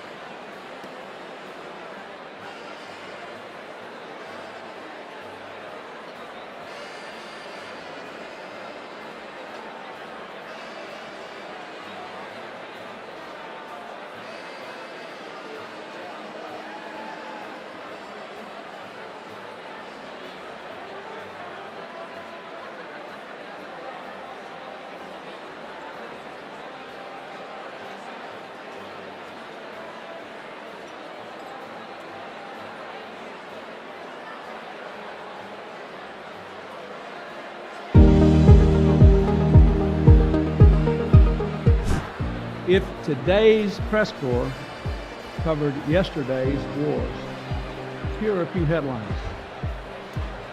Paul Revere's warning, too little too late. The president and the press have a unique relationship. It's my job to solve all the country's problems. It's your job to make sure that no one finds out about it. You know, it's good to see so many influential guests here tonight. Justice Scalia, Justice Alito. Yeah, all the usual suspects. Speaking of suspects, where's the great white hunter? I am sorry Vice President Cheney couldn't be here tonight. Donald Trump is here tonight. Now, I know that he's taken some flack lately, but no one is happier, no one is prouder to put this birth certificate matter to rest than the Donald. And that's because he can finally get back to focusing on the issues that matter. Like, did we fake the moon landing? What really happened in Roswell? And where are Biggie and Tupac? I've been there before, so I knew what I was getting into, sort of the lion's den. I looked at my wife, I said, is this a good thing or a bad thing? Am I supposed to be honored or am I supposed to hide under the table? I wasn't exact, so I sort of just sat there and listened and took it in. But it was actually a little bit amazing. I want to thank you for the warm welcome. Please, not so loud.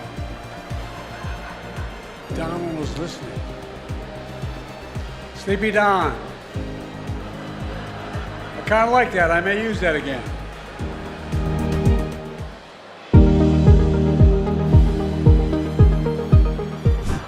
If today's press corps covered yesterday's wars, here are a few headlines.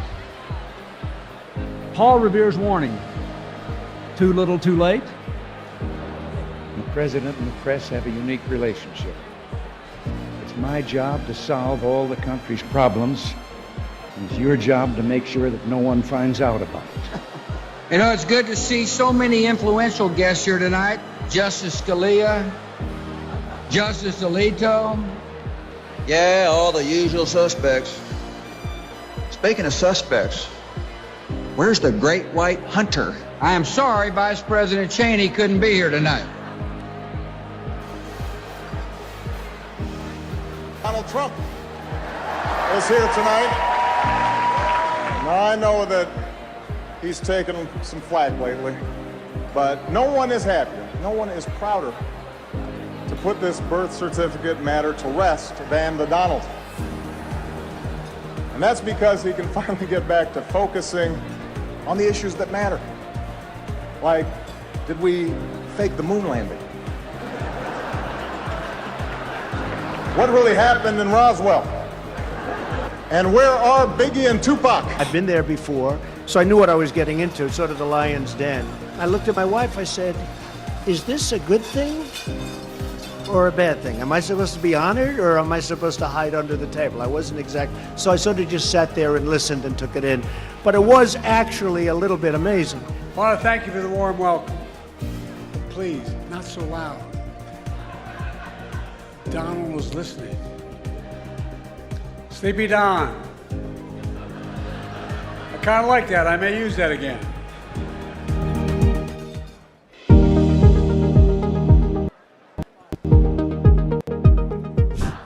If today's press corps covered yesterday's wars, here are a few headlines.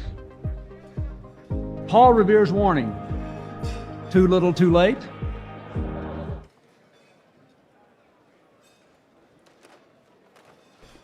And it looks like the ballroom, I cannot see if people are still seated at their tables or not there. This is the quietest I've ever seen the dinner. Can we go? We understand that shots were fired here at the dinner, and we'll find out what's going on here shortly. You can see a lot of, here come the Secret Service. Let's go. Yeah, let's go in full screen here. See if we can hear.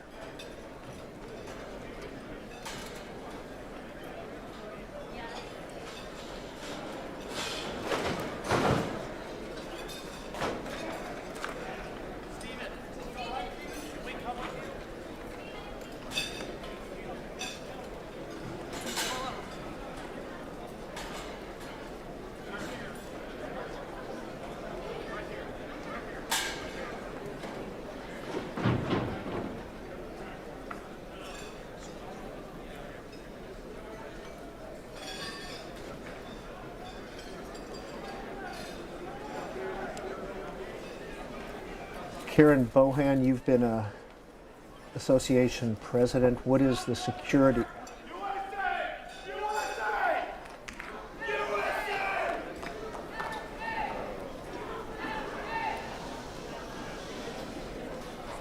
People seem to be walking out relatively calmly.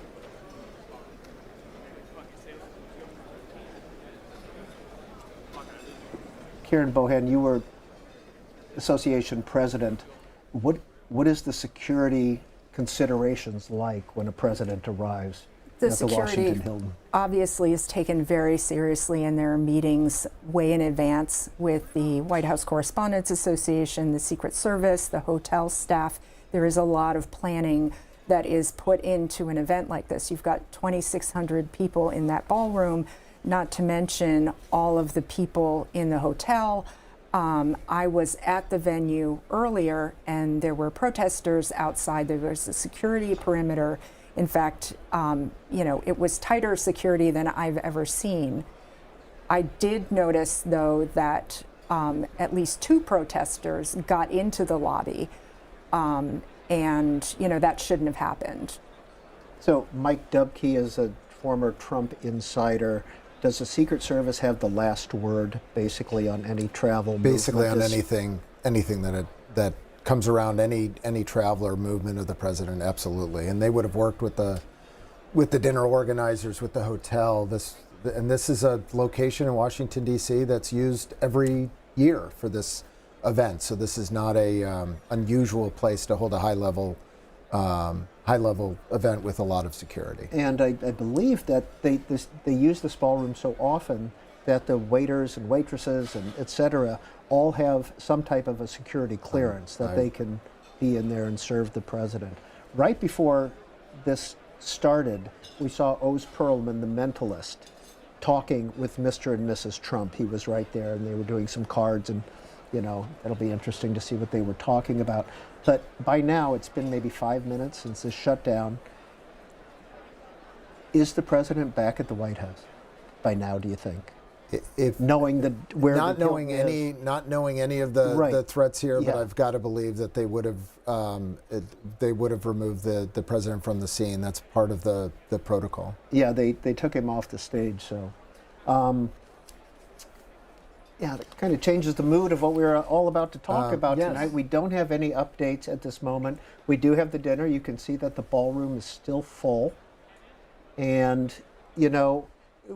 as we sit here and watch, we'll absolutely stay live, and we will also take your calls. And we're going to put the numbers up on the screen very briefly, and I'll read them out loud as well. So if you want to call in, talk to us about what is happening, 202 is the area code, 748-8001 for Republicans, 748-8000 for Democrats, 748-8002 for independents. Karen Bohan, you mentioned that you were at the Hilton earlier, meeting with colleagues and got into the venue. What was the security for you to get through the perimeter? Because it's not just a hotel, they set up a perimeter now, don't they? They set up a perimeter, they were checking tickets, and you were only supposed to be allowed in if you were a guest. And if somebody got a ticket, a protester got a ticket, then they could make it in at least to the hotel, correct? Yeah. Could they make it into the ballroom? Because we're talking magnetometers.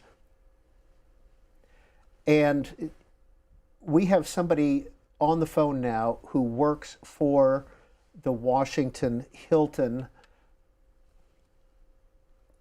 I apologize. Malika Hall, who is attending the dinner, is a C-SPAN employee. Hey, Malika, what's going on? What do you got? Hi, I'm in the room right now. Originally, a lot of people were under tables.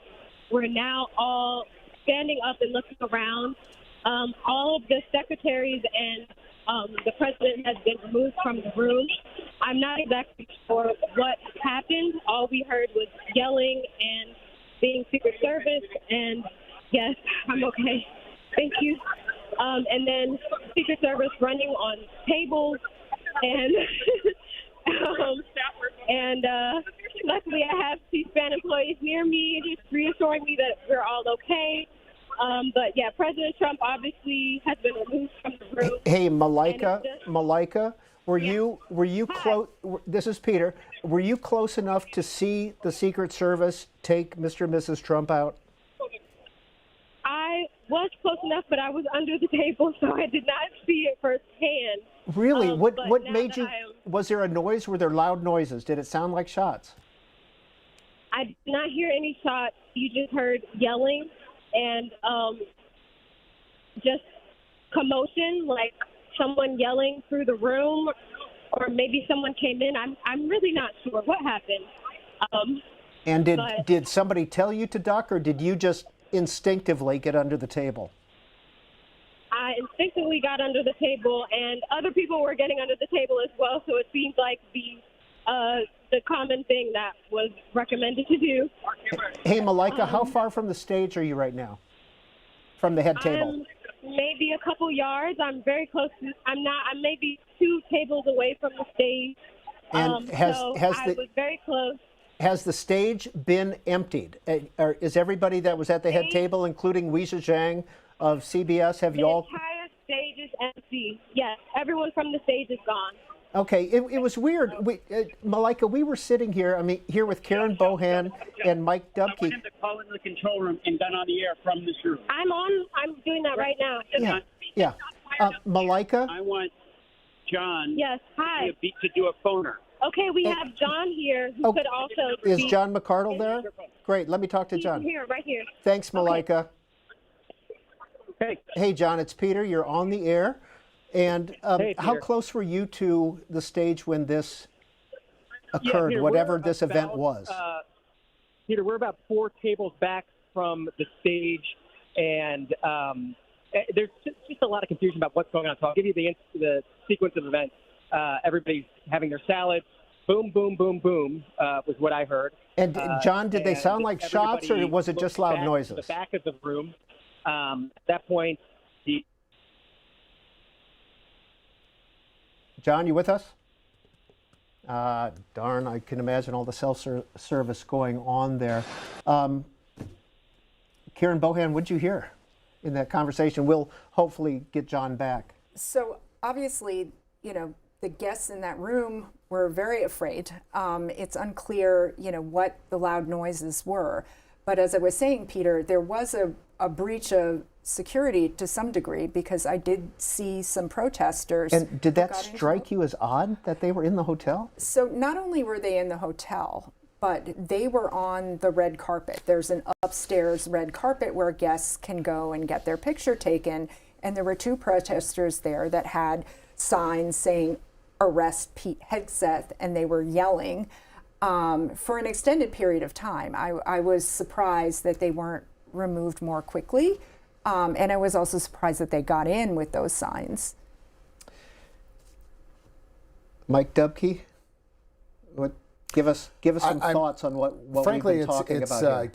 Given the level of security at any event in Washington D.C. and the individuals that were at this event, for the most part, I've got to believe that the majority of them go through magnetometers almost on a daily basis. Yeah. So to hear that there were protesters there for a long period of time, that is very surprising. But these events are generally locked down fairly tight, and people arrive hours early to get to their table, to get in line, and to get through. So again, all of this, especially in Washington, and not being outside in a place where you might have local police or others who aren't used to this. This is a very controlled situation. Yeah, and we can see that everybody's remaining in the ballroom. All the guests are remaining in the ballroom.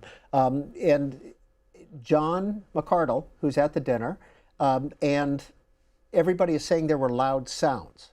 So not confirmed to be shots, but loud sounds, and that initiated this, what happened here. Hopefully at some point we'll be able to re-rack where we were in the tape and be able to look at exactly the sequence of events. Again, Oz Perlman was talking with Mr. and Mrs. Trump at the head table. They were having, some kind of a whether it was a trick or not that he was doing, I don't know. And then all of a sudden, all hell broke loose. And I think we all saw the Secret Service running across those front tables. And it sounds like the cabinet, the Pete Hegseths, Marco Rubio's, the Sean Duffys, who are all there as well, have been evacuated. And no activity at this point at the head table, including all the journalists. So hopefully somebody will come out and give us an update of what happened.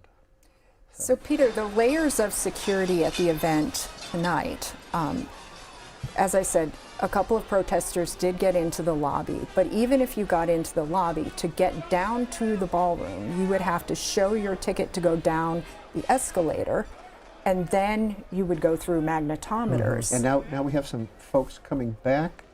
Whether or not they're straightening the chairs. All right. I can't tell if those are Secret Service or if they're journalists. And this is only a speculation on my part that they're holding everyone in the room until they can make a decision as to whether or not they've gotten control of the situation or not. So that none of this seems, after these major events, this. And we will try to get John McArdle at the dinner back on the line, or somebody from C-SPAN to hopefully give us an update. The fact that everybody's still in the room says quite a bit, I guess, right? Mm-hmm. Yeah. Well, especially a room full of journalists who want to go out and report what just happened. So exactly. I'm sure they're being held there by the service, and well, we'll keep an eye on that front table as well. So this is a first. It is a first.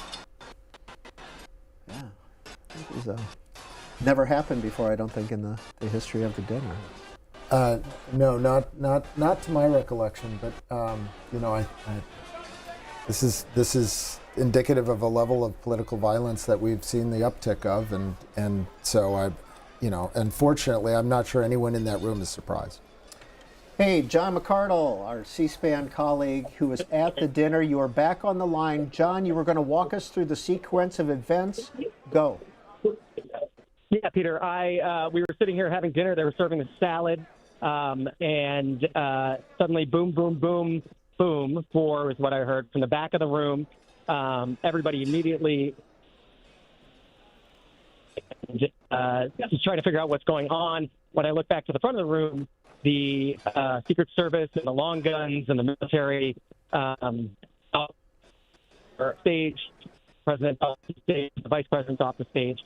Everybody's still trying to figure out what's going on. It seemed to me it came over my back left shoulder into the exit that's to the back of the room. At that point, all the cabinet secretaries start to get hustled out of the room. Various groups of Secret Service are shouting out for cabinet secretaries, asking them to raise their hands, or at least calling out to them. I don't know if they're saying raise their hands. They're then sort of climbing through the tables and chairs. Most people are down beneath their seat, and they're pulling out individual cabinet secretaries and hustling them out of the room. Other dignitaries besides cabinet secretaries were hustled out as well. It was more like state delegations as well. But at this point, it's everybody just kind of trying to figure out what's going on. I don't want to add to the mix. I've heard different things about what could have happened outside. Haven't seen anything myself. It's all what people are saying. I don't know if you are. All right, and we will take this as gossip and conjecture. Is somebody speaking at the podium? Not yet. Somebody's up there, though. John, what are you hearing as conjecture? This is conjecture. Yeah. I mean, that they're... Unfortunately, John, you're cutting out. Once we find that one location and we get you back on the phone, don't move. You with us? Yeah, I can imagine all the cells. We'll get a better connection with John and we'll continue our conversation. So you've got 2,000 journalists in this room, all hearing things, conjecturing. Mike Dubke, does anything, what's your initial gut on what just happened here? Well, depending on, I mean, again, it's all speculation, and it all revolves around the loud noises. I think if you were in a room and there were actual shots, that would have been a very distinctive noise. It could have been something outside of the room. He sounds, if what John was saying about the exit, it could have been somebody stopped before they got to the room. The interesting thing, I think, for your viewers on all of this is each one of the cabinet secretaries has their own security detail, as well as the Secret Service that's telling them to there. raise their hand. Well, but they're all in the room as well, I would imagine. And so, I mean, they generally have 2, 3, maybe 4 people that are with them, each cabinet secretary. So you had a lot of security in this room, given the number of cabinet secretaries that came to this event. And they're still up there on the stage. Can't tell if they're about to make an announcement. It looks like some attendees are back up there, so whether they're going to seat or not, I don't know. But in the meantime, this was maybe 15 minutes ago, and we're going to show you a replay of what happened, and here we go.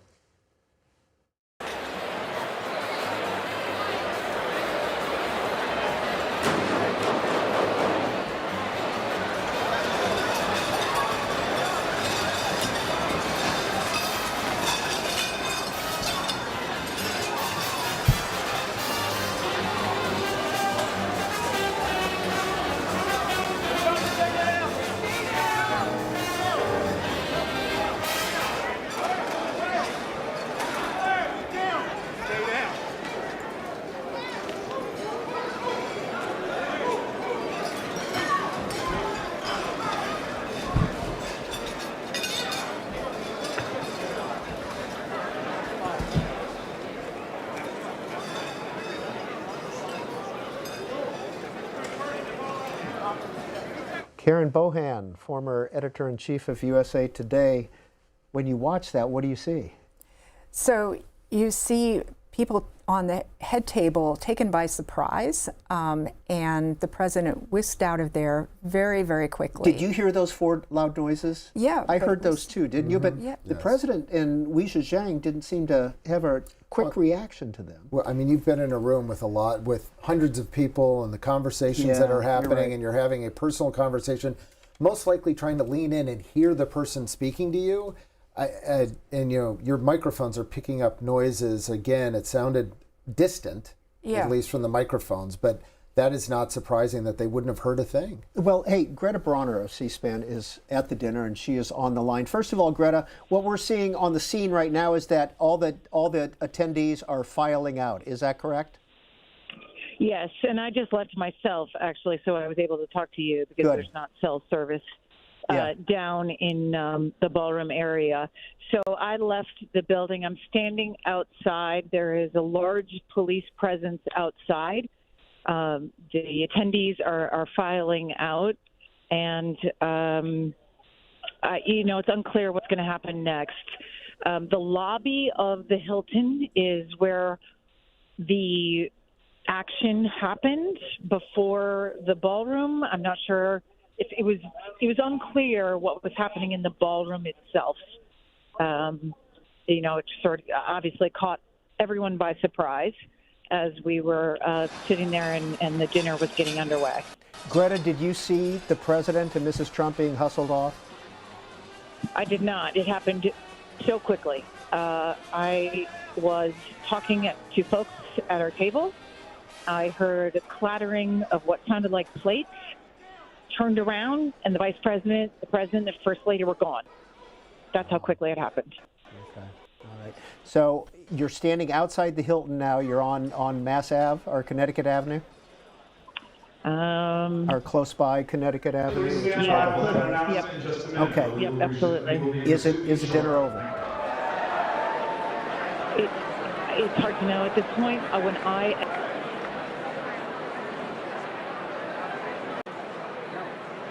Don't hang up on him. No, he said they're going to. You cannot come back in this way. So once I had left the ballroom, if anyone leaves the ballroom, you're not getting back in. I believe he said to me, "This is a crime scene. You are not coming back in this way." Back through the metal detectors to get into the ballroom. Okay, he used the term crime scene. Tell Richard he has to conference in. Okay, hey Greta, stay on the It was a line. rush to get out. Okay, but it looks like everybody was in there, stayed in there for a while. Yes, and it was as the president, first lady, and vice president were rushed out, there was another wave of law enforcement that came in after them. They escorted out the Health and Human Services Secretary, RFK Jr. Then next to our table, saw the Secretary of State escorted out, Marco Rubio. The Small Business Administrator. When you say escorted out, I mean, are we talking about, pardon me, covering the protectee or just walking them out? Walking them out with law enforcement surrounding them. For RFK Jr., he had more law enforcement around him, escorting him out. Their weapons were revealed at that point. The Secretary of State had less of Peter, people here's around the situation him, where we are, and he was escorted out toward the dais where the president had been, and they went back through that room the doors when they were brought out.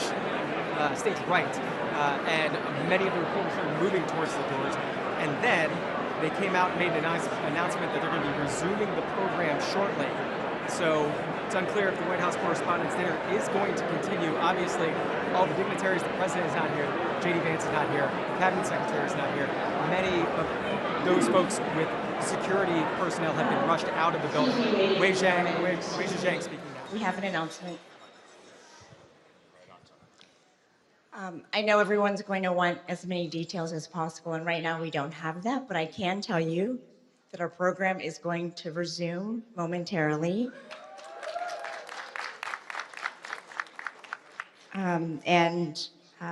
We will have more details to share also momentarily, but for now, please just be patient as we figure out just how much time it will be, but it shouldn't be that much longer. Thank you very much. Thank you.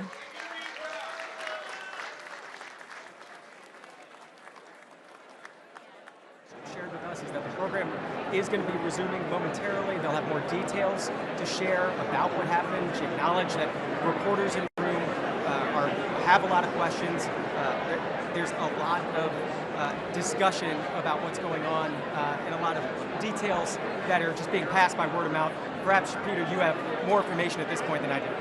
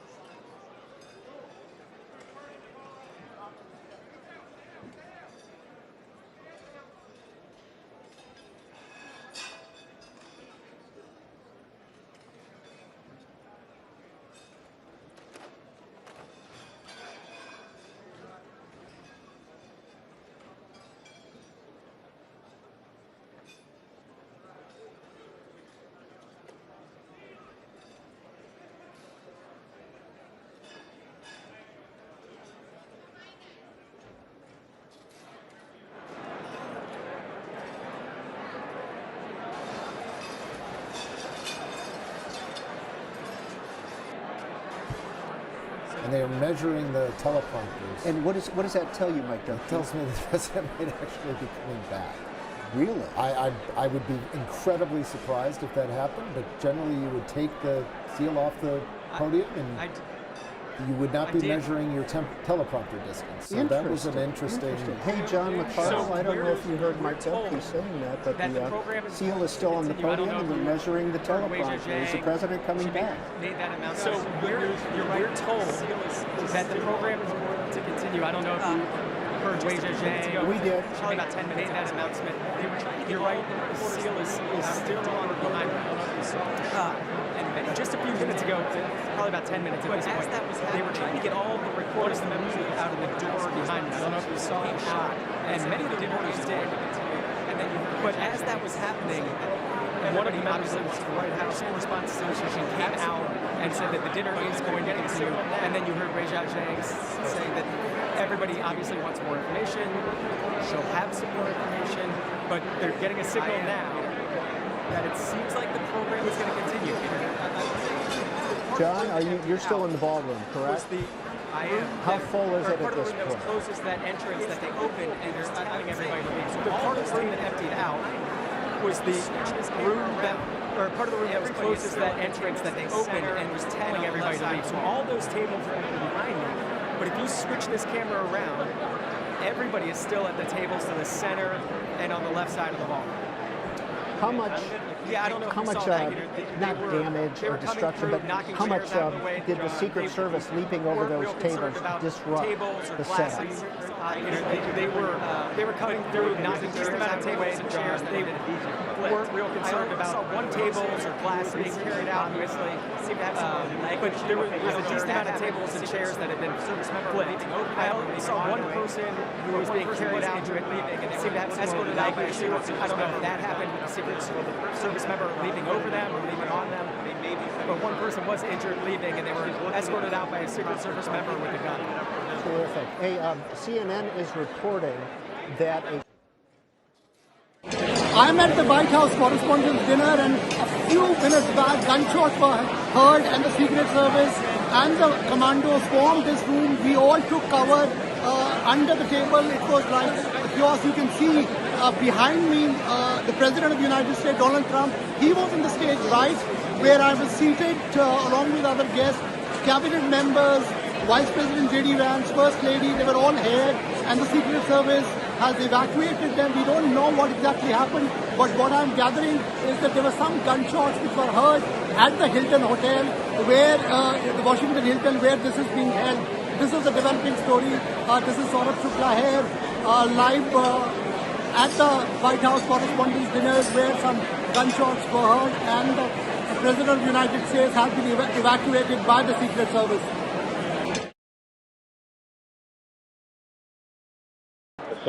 Secretary of Health and Human Services, RFK Jr., whisked away on one side of the stage. The President obviously moved very quickly.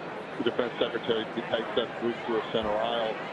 Speaker of the House, Mike Johnson's wife, was under a table for a while. He had been spirited out by his security, and then they had to go back and get her. Obviously, a very mortifying moment for everyone in the room. But very difficult to see what happened, in large part because it appears to have happened outside of the ballroom that everybody was in. And Greta, I'm going to give it back to you. Peter, as you just heard from Jonathan Allen, from his perspective of what happened when this all went down this evening, numerous people have been filing out and don't appear that they are going to go back in. We've heard from Wei Zhejiang that they will proceed tonight. However, folks have left and they don't intend to come back. So we'll see what the attendance looks like if indeed they continue with tonight's program. Greta, thank you. Stay on the line. Mike Dubke, you called it, it sounds like, when you talked about the measuring of the teleprompter and the seal, because it sounds like the president may be coming back. I am going to be highly surprised if the president comes back, but just as he performed in Butler, this president seizes a moment, but that seal being still there in the measurement, that is very typical of getting ready for presidential address in a speech. But generally, you'd see, and it was interesting, you watch, the president was taken out, and then the cabinet secretaries, and then there is a hierarchy in Washington when it comes to emergencies such as this. And we also heard, the service protects the principals, and sometimes spouses get left behind. And it's a terrible, terrible thing that happened, but it's a, yes. The security performed the way they needed to. And Greta, we will continue to check in with you if you find anything else outside of the Washington I'm building. still with you, Peter. Yeah, but let's check in with John McCardle. John is still in the ballroom. John, you're on the phone with us, correct? Before you were looking at me towards the emptier side of the room. All right. What do you got for us? So we've turned our camera down around 180 degrees. Before you were looking at me towards the emptier side of the room. You can see behind me that most of the room, most of the reporters and the folks here are still waiting around.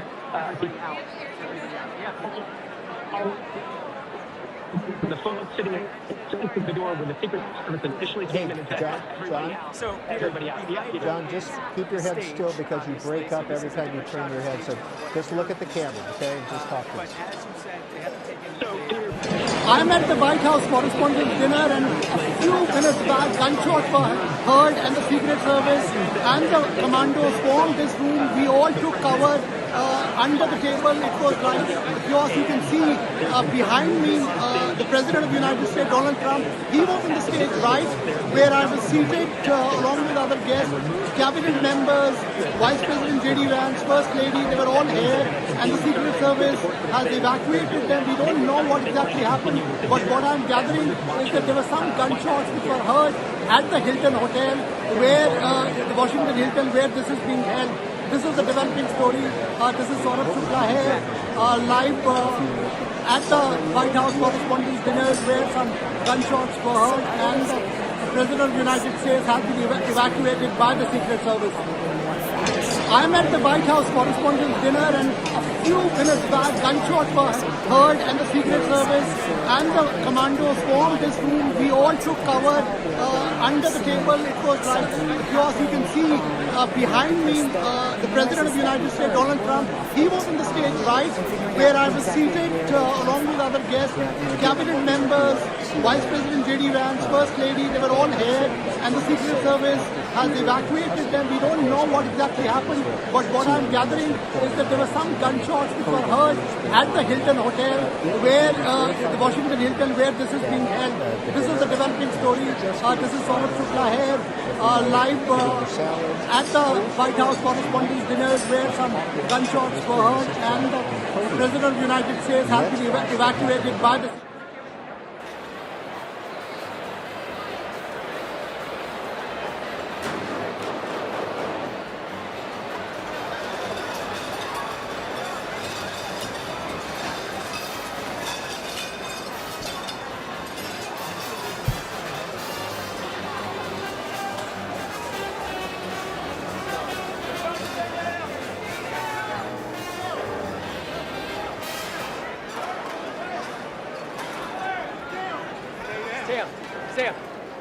Sam, don't go far with that phone.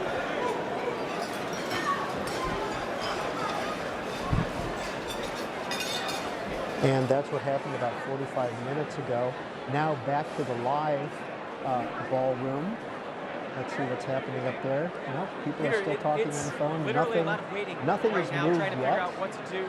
The reporters in the room John obviously McCardle, don't any update want to for us? leave. It's just kind of the nature of reporters who want to see what happens. Literally a lot of waiting right now, trying to figure out what to do. The reporters in the room obviously don't want to leave. It's just kind of the nature of reporters who want to see what happens.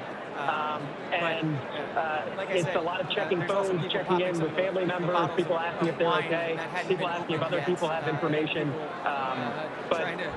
Like I said, there's also people popping some of the bottles of wine that hadn't been opened yet. I think people trying to relax after an obviously stressful time just about 45 minutes ago. John, first of all, have you called Laura? Have you contacted your wife to let her know you're okay? And B, yes, Peter, thank you. And how stressful was that for you? I mean, how much stress did you feel? Did you have a fight? I'm at the White House Correspondents Dinner, and a few minutes back, gunshots were heard, and the Secret Service and the commandos formed this room. We all took cover under the table. It was like chaos. You can see behind me the President of the United States, Donald Trump. He was on the stage right where I was seated along with other guests, cabinet members, Vice President J.D. Vance, First Lady. They were all here, and the city has evacuated them. We don't know what actually happened, but what I'm gathering is that there were some gunshots which were heard at the Hilton Hotel, where the Washington Hilton, where this is being held. This is a developing story. This is Saurabh Shukla here, live at the White House Correspondents Dinner. Gunshots were heard, and the President of the United States has been evacuated by the Secret.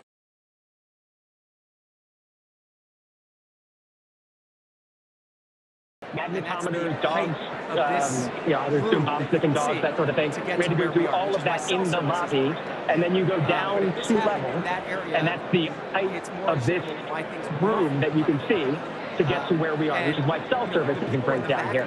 But if this happens, were the ones that reacted first. And of course, right there, he cuts out. And right after he mentions cell service is not good, we're going to have to move you a little bit, John, or get you somewhere so we can have that good coverage, but we appreciate your time. Now, Fox is reporting that the president is returning to the dinner. Mike Dubke, does that surprise you, knowing President Trump? It does not surprise me, knowing President Trump. It surprises me that the Secret Service are allowing him to return to the dinner. Do you think the Secret Service had a role if he wanted to go? Can the president overrule? Absolutely, he can. Generally, they listen to the Secret Service. But again, I mentioned Butler earlier. This is a president that has done that.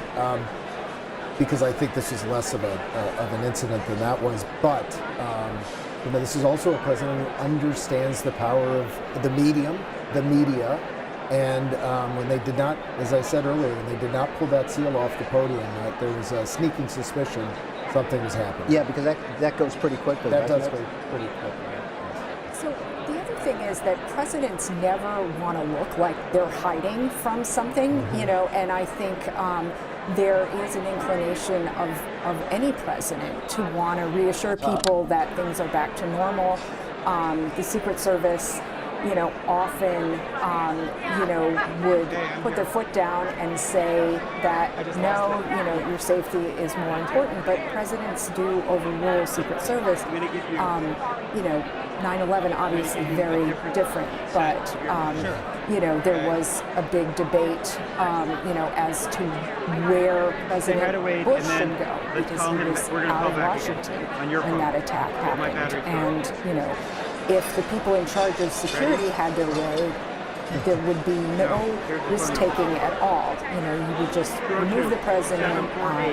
But presidents don't want to be seen as being in hiding at a moment like this. One interesting addition to this that I might give is that my guess is the Secret Service feels that they are comfortable knowing what the incident was and what happened. Because if there still was a threat within the building, there is no way. I don't care if the president said I'm going back. They would not.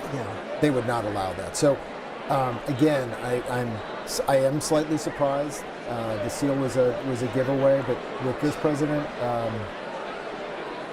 this is part of his and this is part of his persona. And then, to your point, no president wants to see him with the hiding. All right, so Mike Dubke, Karen Bohan, he's got this speech.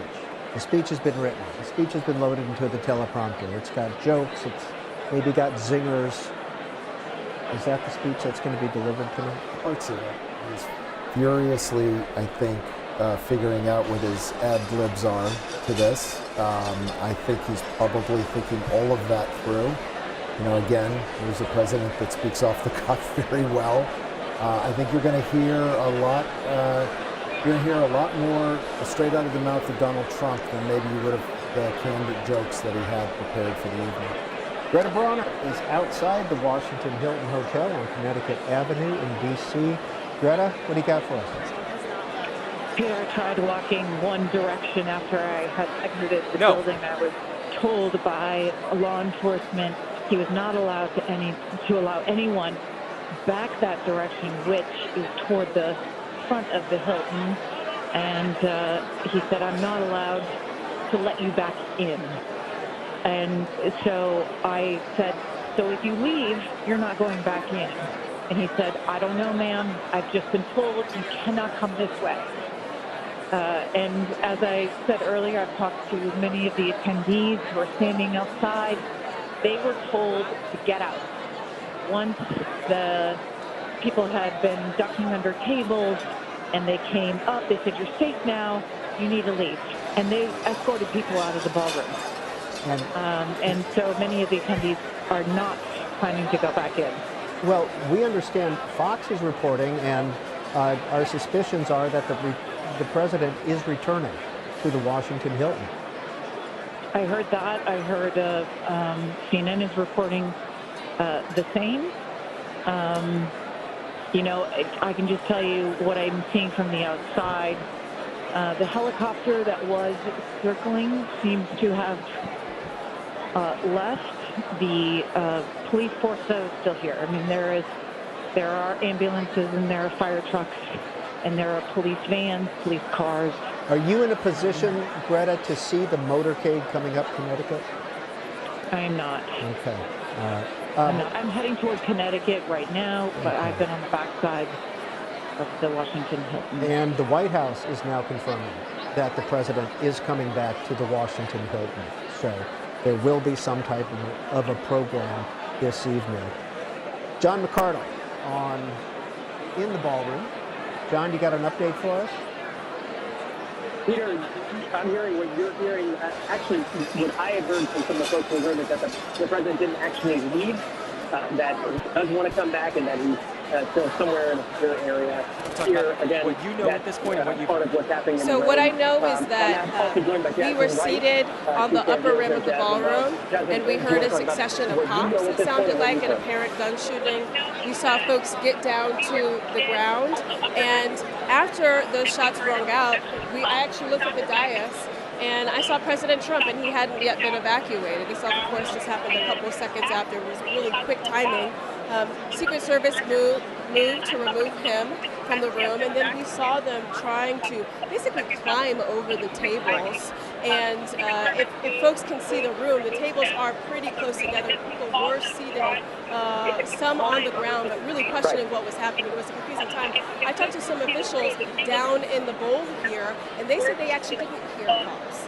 And so it was a lot of confusion. I talked to one administration official who said the first thing that they heard, they were seated closer to the stage, was the sound of running, not actually the pop. So everyone's kind of hearing something different inside the room. But you saw the Secret Service agents climbing over the table, trying to remove the cabinet officials. We saw Secretary of HHS, Robert F. Kennedy Jr. being removed. Marco Rubio, they were trying to find him in the ballroom being removed. Secretary of Defense Pete Hegseth being removed. All these individual details. All these folks being removed. And I mean, just for folks to witness it, obviously we had these cameras running, but it both felt like it happened so quickly, and also it took a lot of time because of the formation of these tables. Have you gotten any information more than we've heard from Wei Zhejiang about this continuing? What we know was the announcement saying this will continue in some way, and we also heard that the president wants to come back. Yeah, so we have heard that the president wants to come back. Our sourcing, some say that he is confirmed to come back, some say that he wants to come back. But obviously, I talked to one administration official still left in the room tonight who said that whether or not he does come back because of Secret Service, they believe that he wants to come back because this would now be his third assassination attempt, and this would be a moment for him to be president, show America that he is still here. Of course, the question of whether or not Secret Service wants him back in the room, whether or not it would be okay, whether or not they feel, we've heard that they believe that their threat is neutralized, but whether or not Secret Service feels confident enough to put him back in the room is one thing, but we have heard that he wants to. Peter, I just heard you do it now.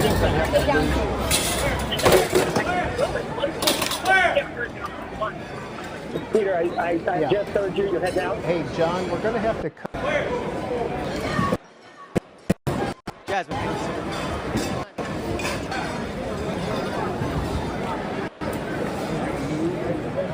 You're going to give up, and we're going to move to the door. Okay. All right. Katie, do you have all your stuff? Yep, I'm fine. So.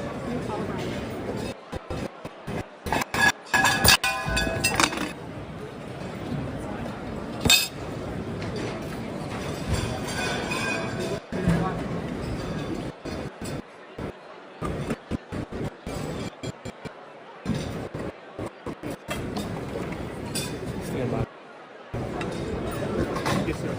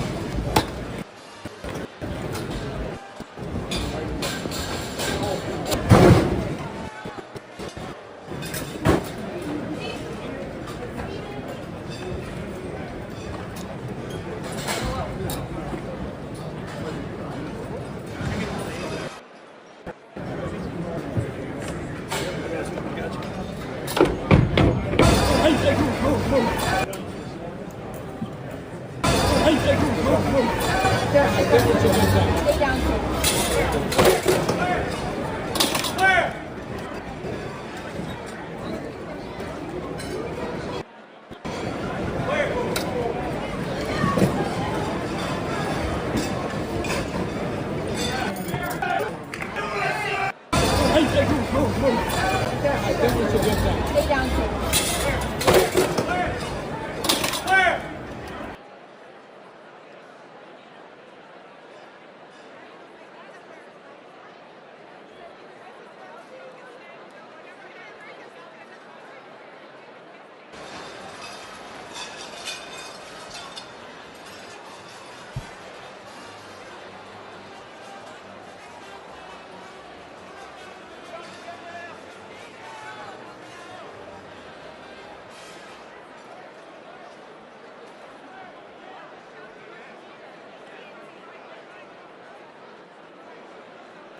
Because this is a huge, huge lapse. I mean, you know, this.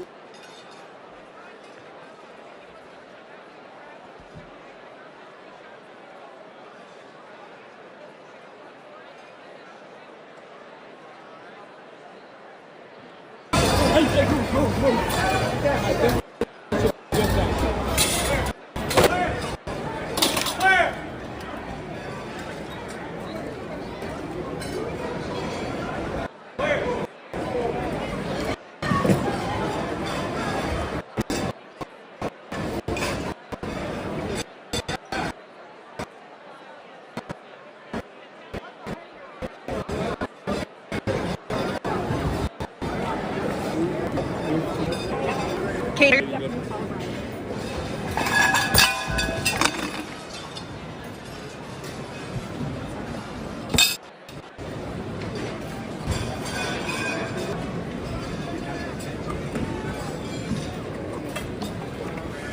Stand by. Yes, sir.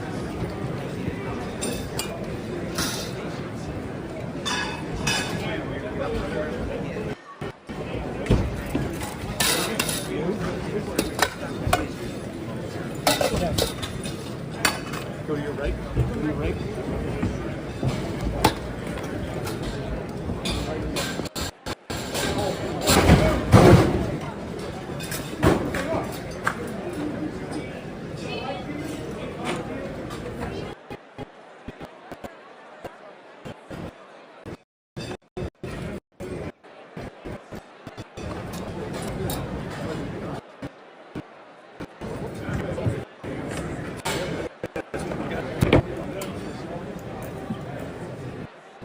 Let's push out back there. Yeah.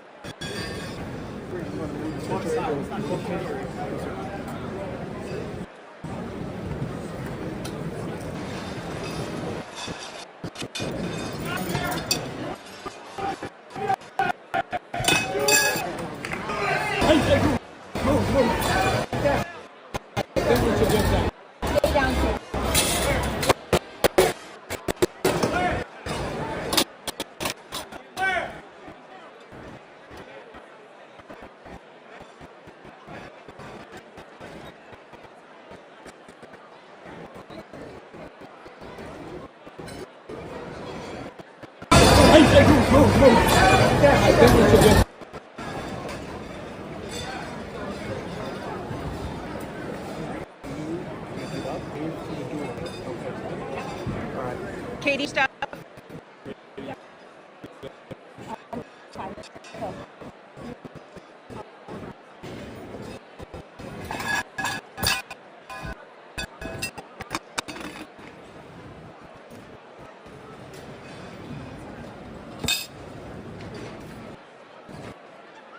Ladies and gentlemen, if we could have your attention, please take your seats. Dinner service will begin momentarily. We will have an update from the podium. Please take your seat. Thank you so much. Appreciate your patience.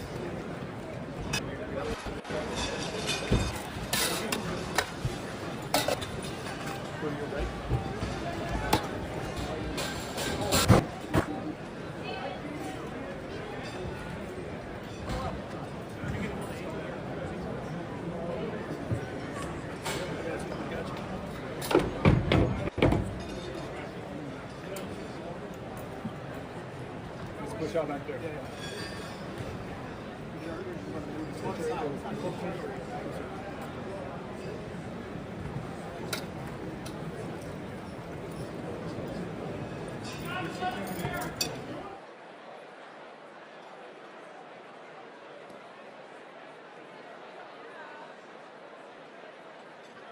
And you know, I guess, color to the evening when we heard the Secret Service tell folks to get down. When the room fell to a hush, I was looking up from my table, and Senator John Fetterman, I don't know if he was on C-SPAN camera, he was standing up the entire time. I mean, the room of people at the tables were most everyone was ducking down following the orders that they were hearing around them. But Senator John Fetterman was standing up. He was looking around the ballroom. He was watching as the cabinet secretaries were whisked toward the dais.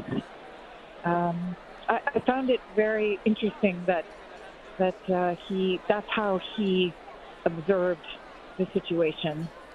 Hey Greta, I know when we've replayed now a couple of times the incident itself, and Karen Bohan and Mike Dubke on the set with me, we could all hear the boom, boom, boom, boom.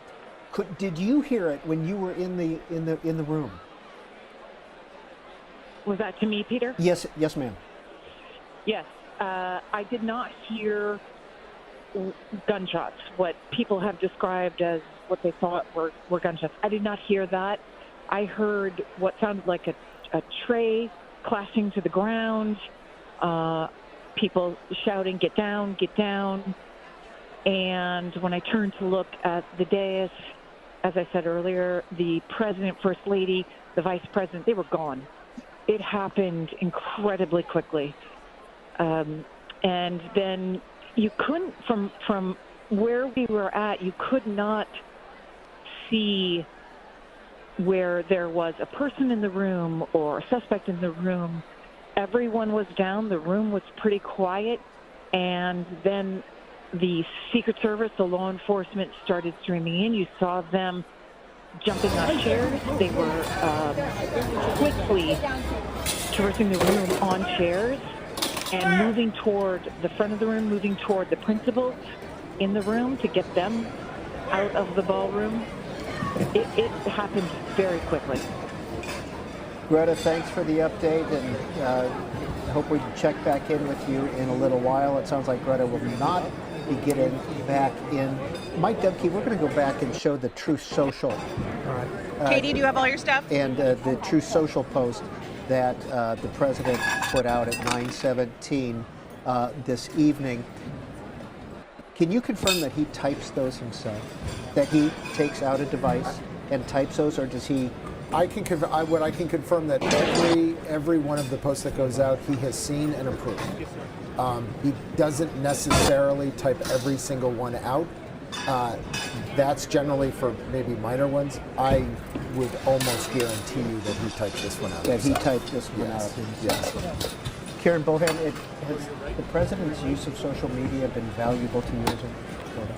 Well, it's valuable that you always know what he's thinking. And as a reporter, you're used to most presidents stay on message, and they don't wade into certain topics. And this president is somebody who speaks his mind anywhere and everywhere. Yeah, I don't know who's more frustrated with the social media. I think the White House Communications Department is, because it's very difficult to keep your principal on message when he has a direct access to the American people and the world. Well, you're looking at live pictures from the Washington Hilton Ballroom. It looks like things have settled down there a little bit. People are resetting and resitting, and we'll find out what's happening. The podium, the teleprompter's still up. The seal is still on the podium. John McCardle is in the ballroom. John, what do you got for us? Peter, do you have me? Yep. It seems like, well, there's been two announcements since you've been talking to take your seat. The program is going to begin momentarily. And so reporters in the room, everybody who's left in the room at this point, have been asked to start to take their seats. It's starting to get a little bit quieter in the room. So we're expecting Katie, do you have all your stuff? Sort of stage presentation within the next few minutes here, Peter. And John, when you say stage presentation, do you think the awards, maybe the president speaks right off the top here? And what about, God, this is one day, food service? Has that ended at this point? I have not seen the waiters come out, since some of them were removing some of the salad earlier. In terms of what the program could be, I mean, I would imagine the Wei Zhejiang will try to give some details. They've said a couple times now, we know you want to know what happened. We'll have more information for you. It seems like the president wants to say something. Do I think they're going to go with the full program with the awards? And all the media and O's, I don't think so, but I think they want to do something. This is a celebration of the First Amendment. This is, the freedom of the press and the freedom of the press not being intimidated by what's happening with somebody who wants to do violence. I think that is now the priority, or I would guess that's the priority of the folks at the White House Correspondents Association right now. All right, thank you, John. We'll be back with you shortly. Kieran Bohan. When something like this happens, is there natural sympathy for the attendee in this case? So I think it does change the tone. I think going into this, reporters were sort of poised for an uncomfortable evening in which the president would have choice words for reporters. I would expect that Wei Zhe will still emphasize the First Amendment and freedom of the press. I don't think her remarks will change that much, but it definitely changes the tone. Mike Dubke. Katie, do you have all your stuff? We mentioned this a little bit earlier, but how do you see the currently written speech changing? Is somebody from the communications shop frantically on a laptop right now and just rewriting this? There's an opportunity, frankly, here for the president to reach out and talk about the freedom of the press and not being intimidated. Again, he can speak to it as somebody who has had violence threatened and acted upon him. And now you've got a room full of individuals that, what's the old joke? It's not Democrats and Republicans, it's who's ever in the office and the press. That's the true enemies in Washington, D.C. And he's got an opportunity here with an olive branch, and hopefully, and I would think that the media would receive it as well. And because a lot of past speeches, President Obama, President Clinton, very critical of the media and the coverage of their administration. Like all presidents are critical of the media. I think that's fair to say. They are, but most presidents, I think, are able to put that aside, especially at moments like this when they're in a gathering of reporters that sort of, in theory, they agree with the importance of what we do, but in practice, don't always like the results of that. I'm a little bit late, but just a minute ago we saw the host of America's Book Club on C-SPAN, David Rubenstein, and the owner of the Baltimore Orioles, and he was talking with Major Garrett of CBS. So those are two people in the room. And they've just taken the seal off the podium. Did they? Yes. Good eye, Mike. Good Well, eye. Yeah. Let's check in with John McCardle, who's standing right there in the ballroom. Okay, John. Yeah, Peter, I know you talked about the presidential seal on the podium. There was a staff member who just came up and took it off. If you look now, I don't know if you have a shot directly. Yep, we see it. But the presidential seal is no longer on the podium, perhaps a sign that the president may not be coming back out. He said in that Truth Social post that, of course, he'll let law enforcement make the final decision. Maybe that means they made the decision that he won't be coming back out. But literally, just about 15 seconds ago, somebody came up, took that seal off the podium. Again, they've made the announcement that they want the reporters in the room to sit down. Nobody really is. But they promise that the program will continue in some way, but maybe it's going to continue now without President Trump. And, you know, we are blessed to have Mike Debke here tonight because he caught that immediately that the seal came off, the former Trump insider. He saw the seal come down, and he knew it was over at this point. Is it over at this point? I think that it probably is over at this point. Yes. Now it'll be interesting to see if he's still at the Hilton or if he has already been returned to the White House, but with the security perimeter. I'm at the White House Correspondents Dinner, and around the Hilton, it sounds like he still might be at the Hilton. He could very well be, but if they're making that decision. And here is the Secret Service and their press release. The U.S. Secret Service, in coordination with the Metropolitan Police Department, is investigating the shooting incident near the main magnetometer screening area at the White House Correspondents Dinner. The President and the First Lady are safe, along with all protectees. One individual is in custody. The condition of those involved is not yet known, and law enforcement is actively assessing the situation. So, and that is Chief of Communications from the U.S. Secret Service. At least we know the location at this point, the main magnetometer going into the ballroom. Have you been to the dinners before? I have once before, but I think you were there this morning or earlier today. You've been, and you're the former chair of the association. You know exactly where those magnetometers are. Anybody who's been to the dinner. Every single person that goes into the ballroom. Those are relatively close to the ballroom, too. Yes, the main they're close. Yeah. But the line to get to the magnetometers is long. You're right. Typically. But it's chaotic there. It is. And, you know, they check your tickets. Here's Weijia Zhang, CBS News. My apologies. The room full of reporters, so I know you've already seen the president. My apologies. His post on Truth Social.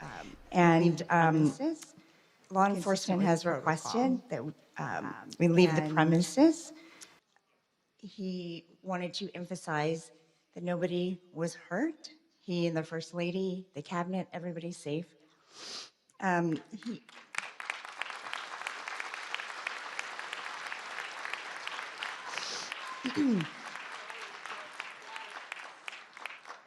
president will be having a press briefing at the White House in 30 minutes. That is not a joke. And he insists that we will reschedule this event in the next 30 days. And that he wanted to do it tonight. He wanted to continue despite the news, but has to follow security protocol. I said earlier tonight that journalism is a public service because when there is an emergency, we run to the crisis, not away from it. And on a night when we are thinking about the freedoms in the First Amendment, we must also think about how fragile they are. I saw all of you reporting, and that's what we do.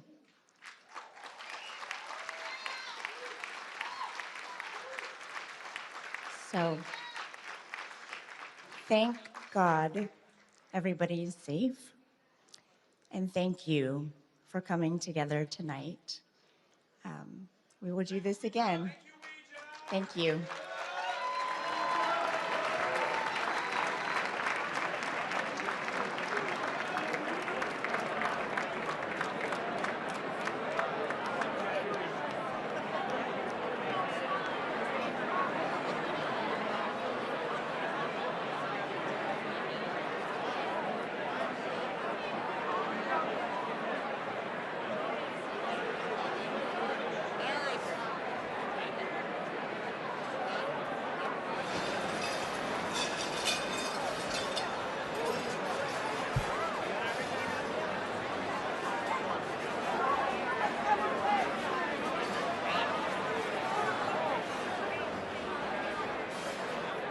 Ladies and gentlemen, thank you for your attendance this evening. We ask that you please leave the building safely. We wish you a good evening. Again, please exit the building safely. Have a good evening.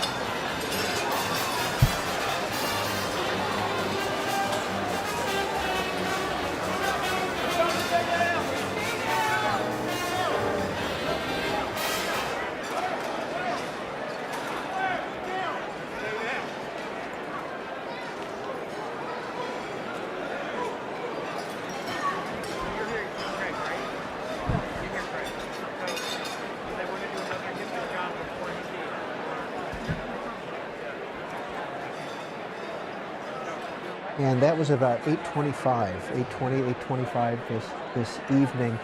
Mike Dubke, we were walking through that and we saw Wei Zhejiang put her hand to her mouth, but then we saw the covering of the president. They didn't necessarily take him out of the room. What were they doing?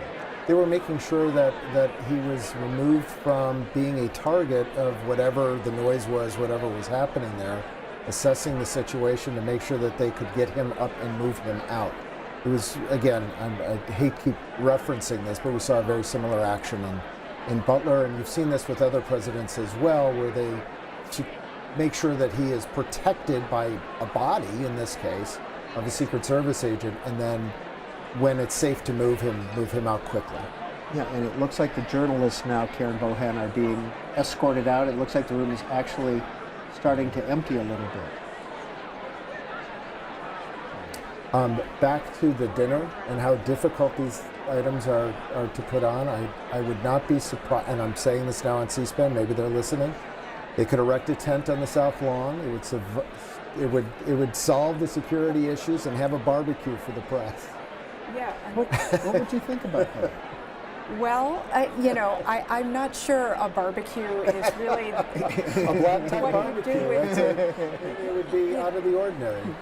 This is going to mark a big change in the security for this dinner forever and ever on forever. Right? Yeah. I mean, this hotel is what, maybe a mile and a half from the White House, but it's been used for 6 decades.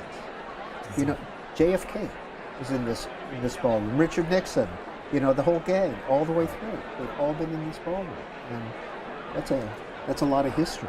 Well, so the WHCA dinner hasn't always been at this location. Oh, it has not. I apologize. Since I believe it is. It dates back to the 1980s, the early 1980s. There were other hotels in town. The Capitol Hilton, which is closer to the White House. At 16th and K? At 16th and K, yeah.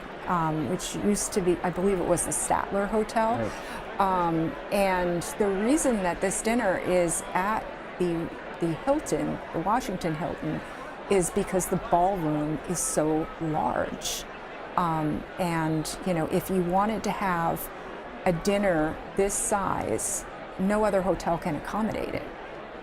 And wasn't this ballroom designed for this type of event, with a security event on top of that? Yeah. So, and the fact that both the president and the vice president, Speaker of the House, were all in the same room. Yeah, et cetera, et cetera. When you think about the level of vulnerability there. One more time, let's check in with our friend and colleague, John McArdle. John, what's going on? Sure. Just wanted to give you a sense of the end of this here at the White House Correspondents Dinner. You can see the journalists are all making their way out. I'm standing next to the ABC News table. Drinks are half drunk and plates are half tray. But at this point, the room is clearing out. There was that announcement you heard from Wei Zhejiang that there will be that statement from the White House, and that it's going to be happening in less than a half an hour, saying that's not a joke. There was almost an audible groan from some of the reporters in the room when they heard that, because many of them then started moving very quickly to the doors, knowing that they had to cover it. This is the White House press corps, and they are, many of them, off to the White House now to continue this story. And that's a very good point. This is the White House press corps. Yes.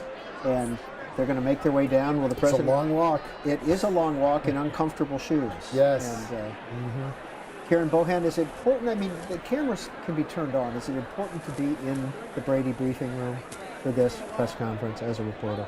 Very Instead important. of watching it on TV? Yeah, I think for the reporters in this room, and there are a lot of reporters in this room who cover other beats. They cover the Pentagon, they cover the State Department. For the reporters who cover the White House every day, they're going to want to be in the press room and be there for that statement. Hey, John McArdle, have you exited the ballroom yet? Are you in the lobby, or are you still kind of hanging out? Because we still see people in the ballroom hanging out. Oh. Nope. I don't hear John. Sorry about Got that. to get enough signal out of here. There we Had go. a couple folks. I think we lost John one more time from the ballroom, but we appreciate the effort of keep going. But look, people are still hanging out down there, so they haven't quite left the room. It's a lot more empty than it was, but not everybody is going. Let's talk to our viewers. Karen is in Petoskey, Michigan. Karen, you're on C-SPAN. What do you think about what's happening tonight? Karen, are you with us? All right, let's try Donnie in Indianapolis. Donnie, you are on C-SPAN. Please give us your thoughts about what's happening tonight. Hey, thanks for having me. I feel like I'm just approaching this as a concerned citizen from a few different angles. I'm a high school teacher. Trying to deal with this. We're supposed to have freedom of the press, freedom of speech. Now it's like every single thing, it's like we have to be concerned about, are we truly facing some type of is this a false flag? I hope not. I don't want to even say that, but as a concerned citizen here, what can we do? What's the next steps? Where are our leaders here? Donnie, thank you very much. What do you teach in high school? I'm a high school business teacher. Okay. So is this, we often on this night, when the White House Correspondents Dinner is happening, get calls from college students and high school students who have either A, been assigned or are just watching it on their own. Donnie, do you think your students are connected to the larger world? Yeah, definitely. I think this is something that they take seriously, and they want to be vocal about, and they want to participate in. And I think this type of thing truly scares them. And I'm 38 years old. I'm a millennial. I feel like we've been through a lot. So this type of thing, unfortunately, just kind of seems like run of the mill. I hope that we are able to do something about this, but I do think that my students, they want to be active. They want to do what they can. They want to, they want to take a part in trying to be on the right side of things. You know what I mean? Yes, I do. Donnie, thank you for calling in from Indianapolis. Now, Anthony is right here in Washington, D.C., a Democrat. Anthony, what's your take on what's going on? Yeah, I live probably about 2 blocks from the Hilton. I no longer hear the helicopters anymore. It's just extremely alarming, and I just think it's a time in America, especially watching this, that we have to do something if this was guns with gun rights and enforcement on guns. Now, Anthony, do you, being 2 blocks from the Hilton, this is kind of a busy night for the neighborhood there around the Hilton. Did you hear increased activity at about 8:20, 8:25 tonight? Were there sirens going off or anything? So all evening I've been watching you, and I've heard helicopters. It did get a lot more busy with helicopters since this happened.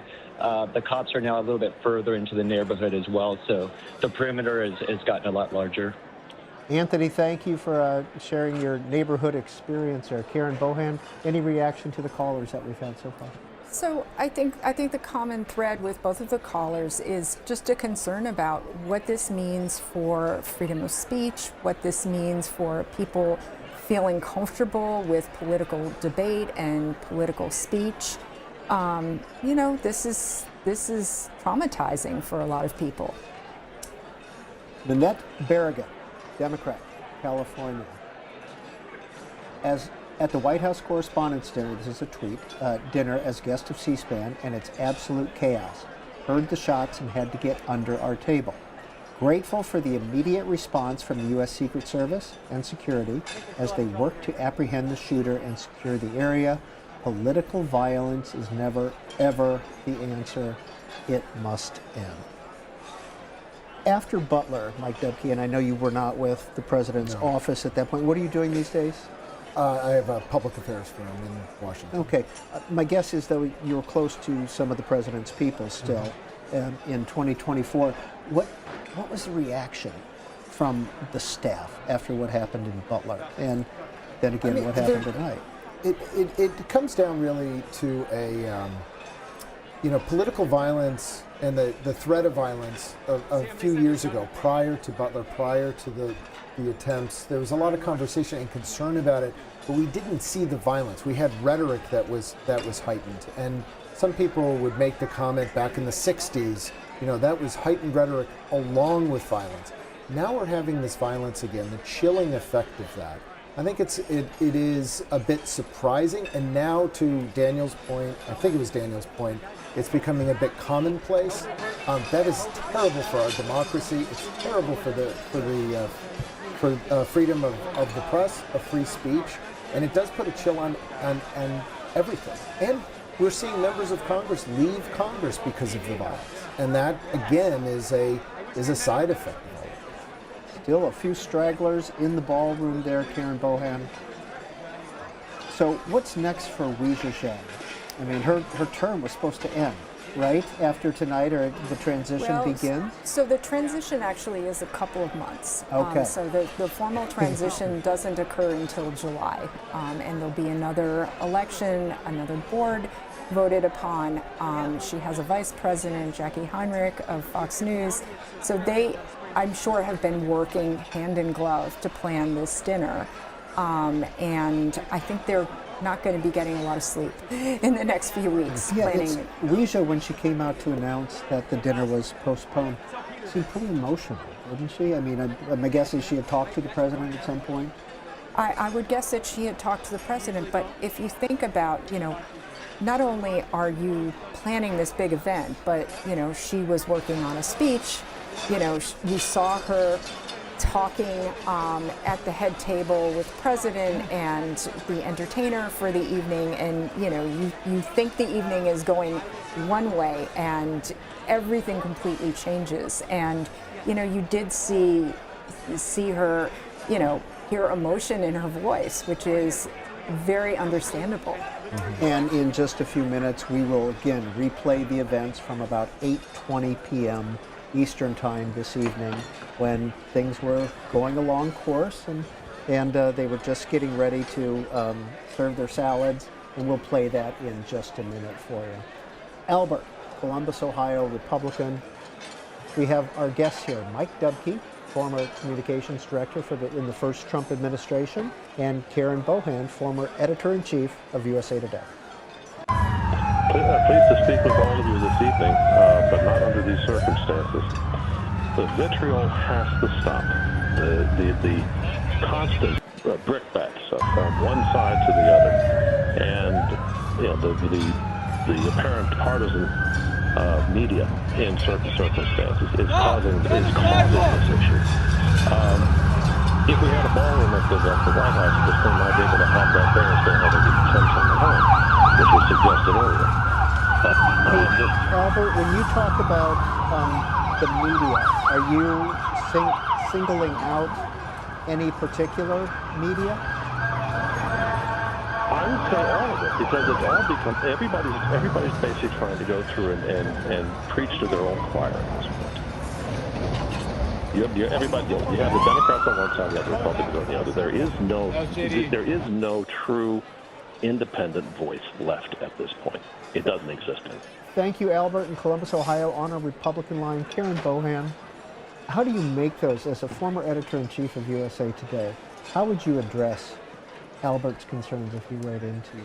So I think that there is a misunderstanding about why journalists are drawn to a beat like the White House beat. I think for the very reason of wanting to encourage civil debate is why you gravitate toward a beat like that. You want the American people to hear about the issues, to hear the opinions from all sides about the issues. And, I think at points in our history, we have had very, very difficult issues as a country that we've been grappling with. And the role of reporters is not to tell people what to think, but to illuminate for people the issues. Amanda, Austin, Texas, Democrat. Yeah, my concern is that this is going to be a political issue when this is just a gun violence issue. This is neither Democrat, Republican, nor independent.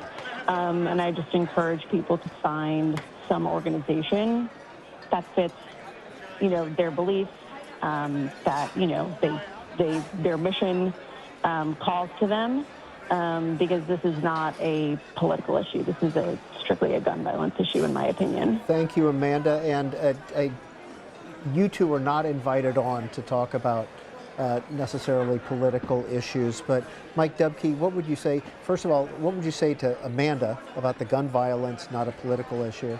And the term fake news is often used by the Trump administration. We heard Karen Bohan talk about how to address that. How would you address that? Well, we'll go with Amanda first. I think this is, I think at the end of the day, this was a political statement, whether a gun was involved or a knife or any other type of violence. So for me, I think I would respectfully disagree that there most likely was some political statement that was associated with whatever happened in the outside. The ballroom. On to Albert's point, and his. When I was in the White House, there are, and to back up what Karen was saying, there were very dedicated reporters that were there. The one thing that I will say, now being out of that we need to remember across the board with this diversification of media as it is happening, that these are for-profit corporations. So you've got reporters reporting for their organizations, and those organizations do have a slant. And it is very difficult, I think, for the American people to sort through all of that. But they have a wide diversification of places to go to get their news. We just want to show you this tweet that was put out by a Hill reporter. This is Treasury Secretary Andy Besant. It'll replay here in just a second. This is him being escorted out. You can see, first of all the people with the guns taking him out, and there's the Treasury Secretary and all his support staff, and just everybody kind of looking around at this point, confused about what's going on. Now, again, at 8:20 this evening, we want to show this one more time. This is a replay of what happened at 8:20 this evening. The President and Mrs. Trump were talking with Oz Perlman, the Mentalist, who is the entertainment tonight. And you'll also see Weijia Zhang sitting in the corner. And you'll hear a little audio. Listen carefully. This again was at 8:20 p.m.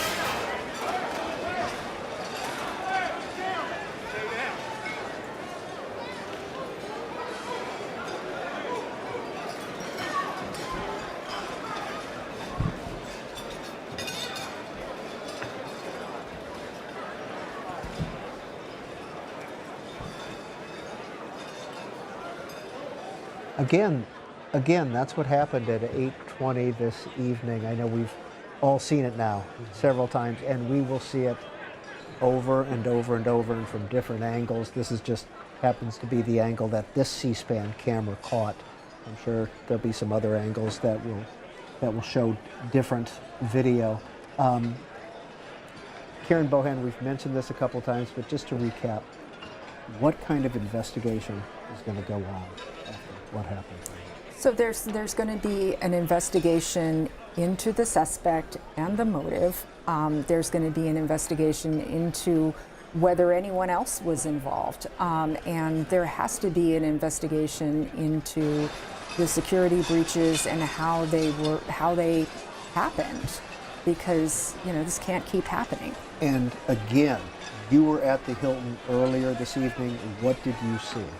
So what I saw was a scene where there were a lot of protesters outside, and there were people who were asking for tickets in order for you to go into the hotel.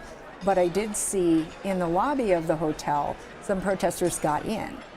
And was anyone corralling them, or were they kind of free to move around. So I only saw 2, and they were in the upper level. So the ballroom is 2 levels down, and the protesters who got in were on the upper level red carpet, which is not where any of the administration officials would be. They would be brought in through the back. But, you know, attendees of the dinner were having their picture taken there, and the 2 protesters went up there. You know, they had a sign saying, "Arrest Pete Hegseth."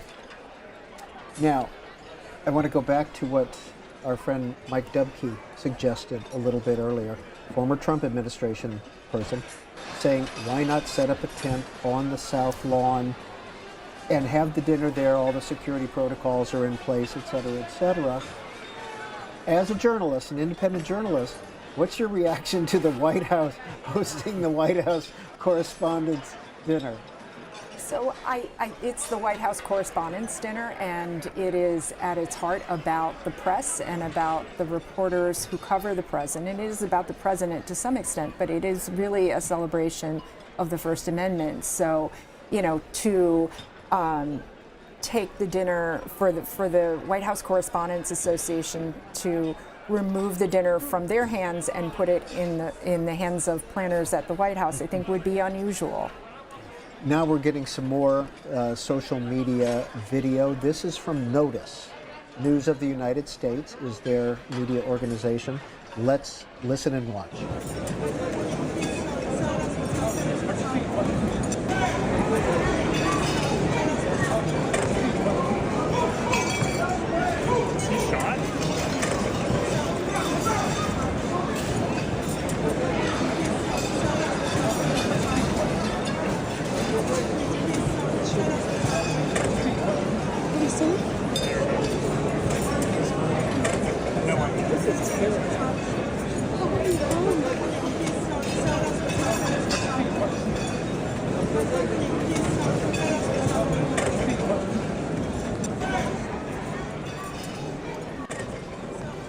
And under the tables, I would point out a went. couple of things. One, C-SPAN was the one camera, as I understand it, they're the one camera that's officially allowed to be at this. The so-called pool. The pool for this event. And unfortunately, most of these media organizations do not invite their camera crews to the dinner.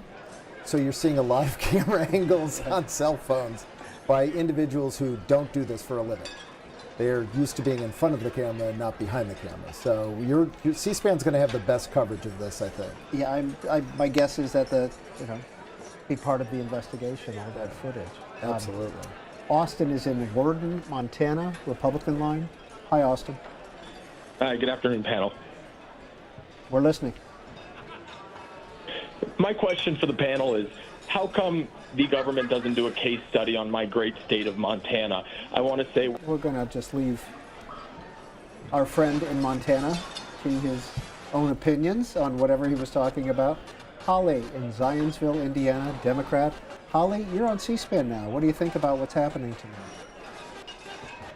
Well, I don't know why I'm concerned, but I may be, I'm a very normal mother of 3 Midwestern. I'm a registered Republican, but I voted Democrat the last time. And I just want to say the fact that there was a mentalist there who we've never had before, and it was because, according to the people that were interviewed early, the president doesn't take jokes very well.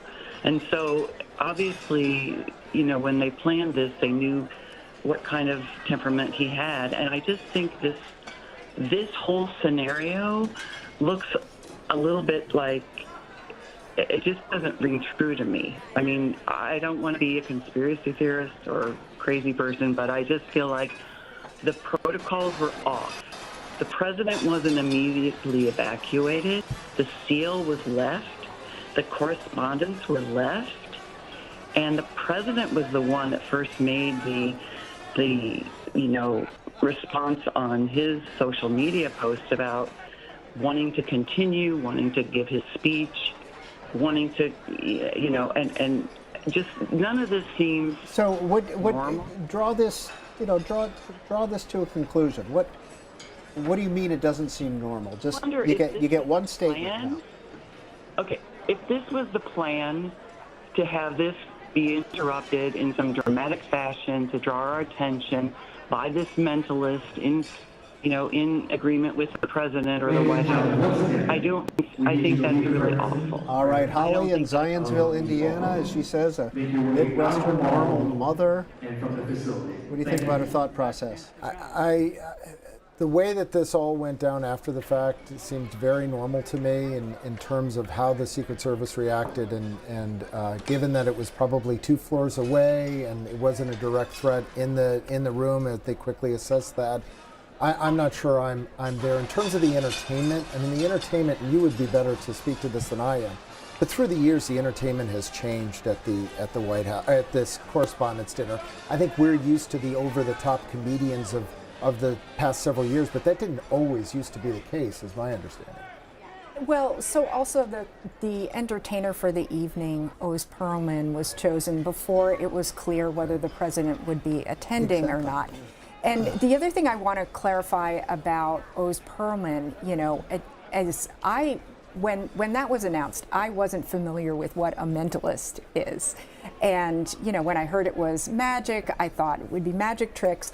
And, he is somebody who is very, very entertaining. I actually happened to hear him on the Joe Rogan show. What he does is different from what a comedian does, but it's that same sense of a person with an act, and you don't know exactly what's going to happen or how it's going to play out, and that there's similarities between that and comedy. My understanding was that he was going to read the president's mind live, that would have been. It looks like he was doing that when or they were doing something with the Trumps there, and that's when Ouija was like, "Wow, that was amazing." I mean, that's what I saw in the video. Exactly, and I do want to clarify that Oz Perlman himself, when he describes what a mentalist is, he says, "I have no magical powers. I figure out. You give me clues, and I can figure out what you're thinking." And he really rattled Joe Rogan by guessing correctly his PIN number, his ATM PIN number. Yeah. Wow, and I guess he was on Bret Baier Fox News last night and guessed his best friend. So I don't know how this works or if it's set up in any way, but that was going to be very entertaining. We're looking forward to covering it. We had cameras on the floor with him and microphones so we could catch all of the action as we went. Karen Bohan, when you were chair in 2012, your entertainment, your speaker, your president was Barack Obama, and your entertainment? Jimmy Kimmel. And how did he do? Did he cross the edge in your view? I mean, how did you work with him? So when we started speaking with him, it was the summer before the April dinner. I think this is true for all presidents of the Correspondents Association, is we want comedians who are going to make fun of everybody. That includes Republicans, Democrats, and us. We actually told him that. I mean, Jimmy Kimmel is not somebody who would say, oh, okay, you don't want me to make fun of this person, so I won't. So, that conversation wouldn't happen that way. But, I do remember talking to his people about, what he was going to say. And he said that, he would be very much making fun of the press. And, my reaction was, that is perfect for this room because, people get that. They live in that world. I'm going to show you 2 contrasting pictures. The Washington Hilton live. You can see even the tablecloths have been removed from the tables. That staff, they are a machine. They know exactly what they're doing, and they work fast and hard at the Washington Hilton. And then, a mile and a half away at the White House, here is the press room, and they are starting to get ready for the president's press conference. You can see the seal is up on the podium there, and they're getting ready. And that's pretty. Look at the crowd in there too. You can see all the heads of the people who are in there. That looks like a potential tuxedo with a long tie there that gentleman's wearing. I wonder if we're going to see some evening clothes. That's Amr Madani of the Associated Press, and he was one of the reporters who was going to be honored with an award for his reporting. So that is the tux with the black tie, the long tie. Yeah. Okay, Speaker Mike Johnson. Kelly and I were at the event tonight, and we're thankful no innocent people were harmed and everyone is now safe. We're grateful as always for the law enforcement and first responders who acted so quickly to bring the situation under control, praying for our country tonight.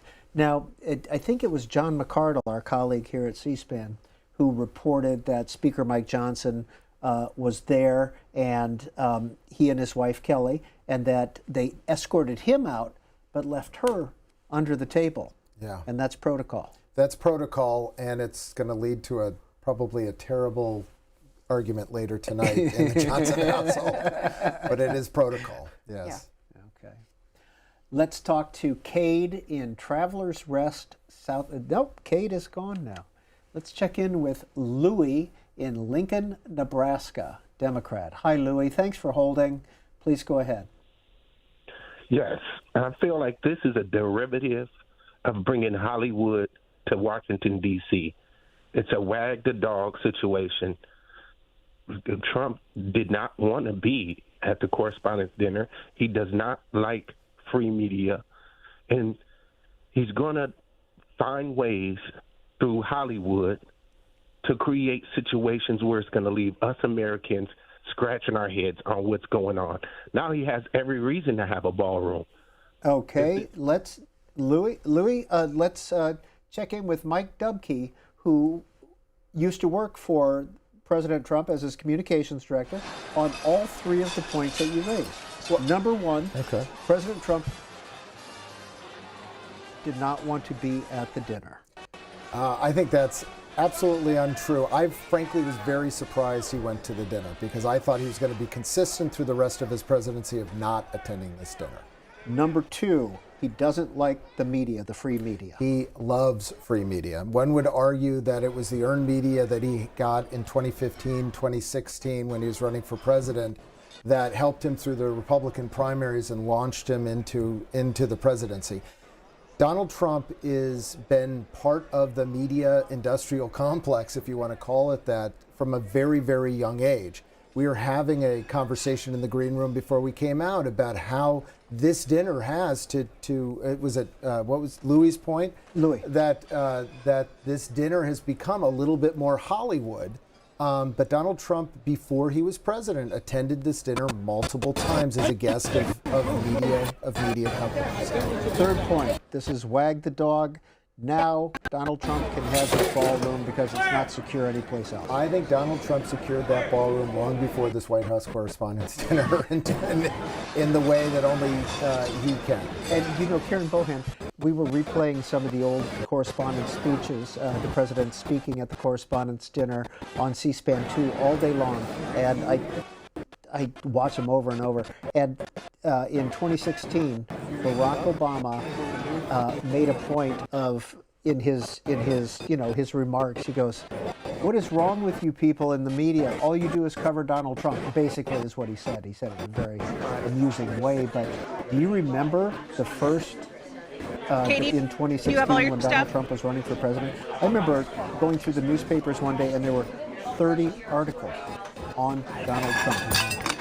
What was it about him that attracted them? It was his ability to get free media from the press. I mean, if you think about it, looking back to 2015, when he was running in the primary against Jeb Bush and Marco Rubio, they raised so much more money than him, and he ended up not needing the money initially. Exactly right. I mean, he did eventually sell the T-shirts and the hats, but he was far out fundraised, and he was ubiquitous though, because he would say controversial things.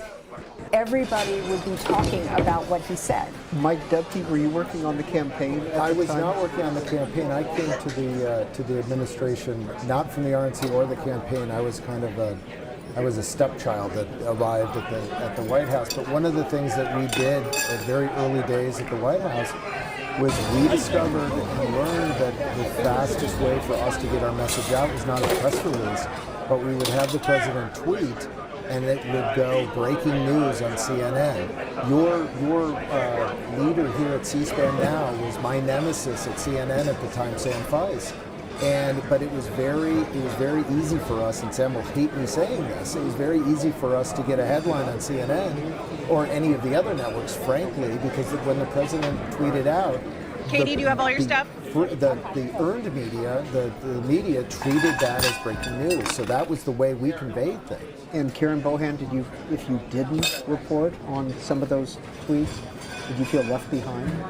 Well, so, every time he tweeted, it wasn't necessarily news, but as Mike points out,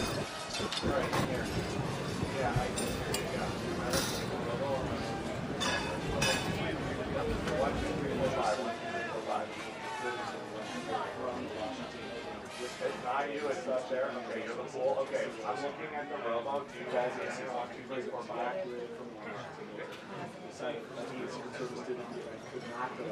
Yeah, I see it. Thank you, Chris. All right, somebody let them know I'm here.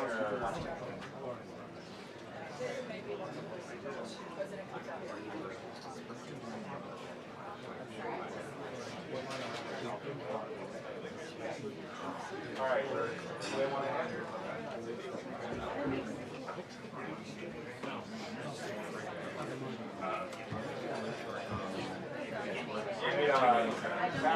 You guys want to go over here? Yeah.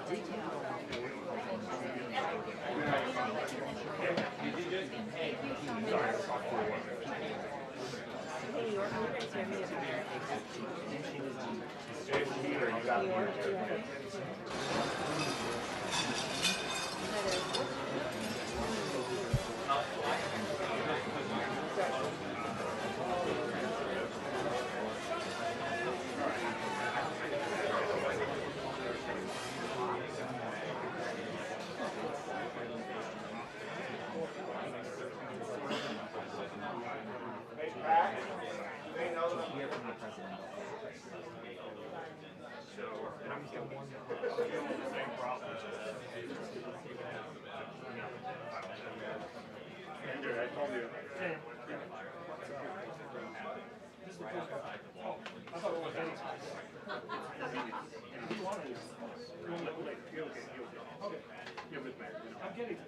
Oh, you're getting it.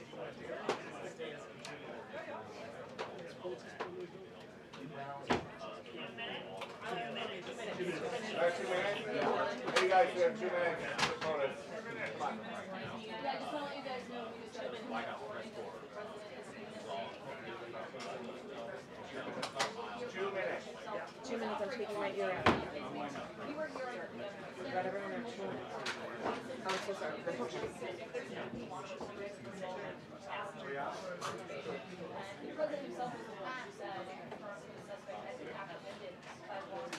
He'll be out here momentarily, and we'll obviously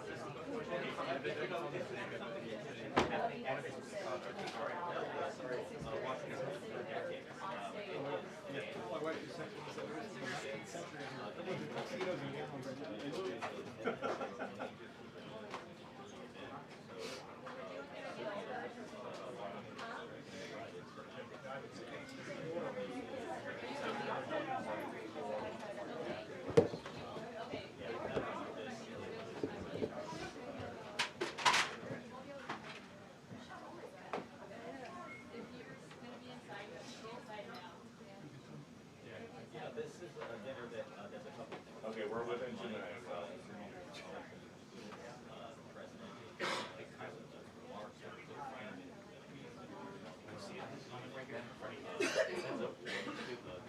It looks like it. Yes. Well, I think it's a red blinky light. Yeah, it's flaring. Yeah. I like blinky lights. Okay, I have to sit down, guys. You missed it. Sounds like literally within minutes.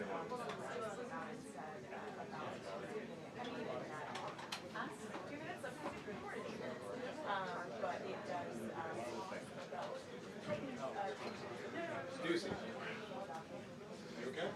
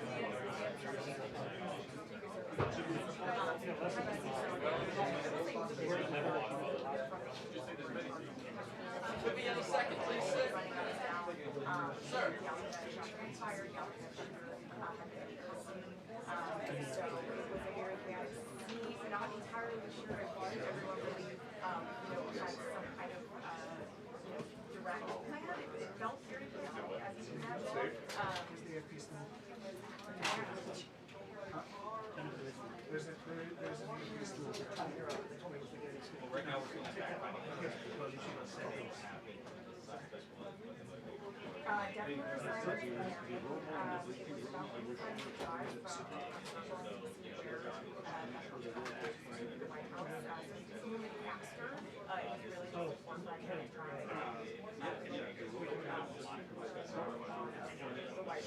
make sure it's one of the people in the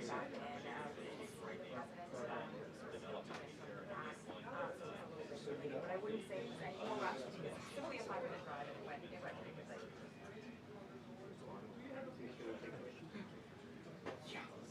Right now we don't have any indication of that. The president has questions. While has shared possibly about today and what today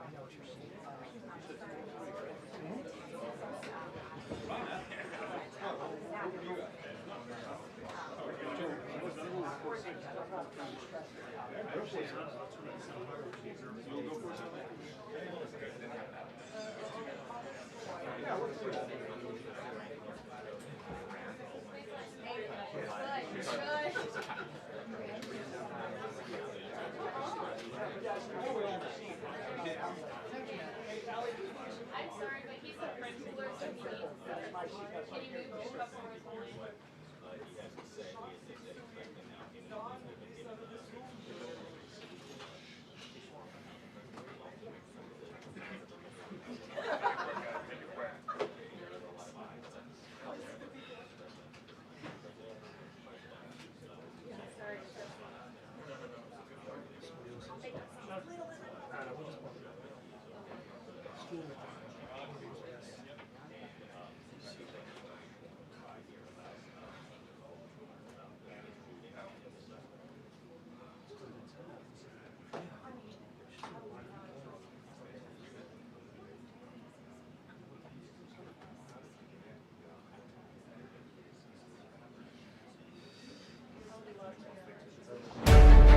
Pości.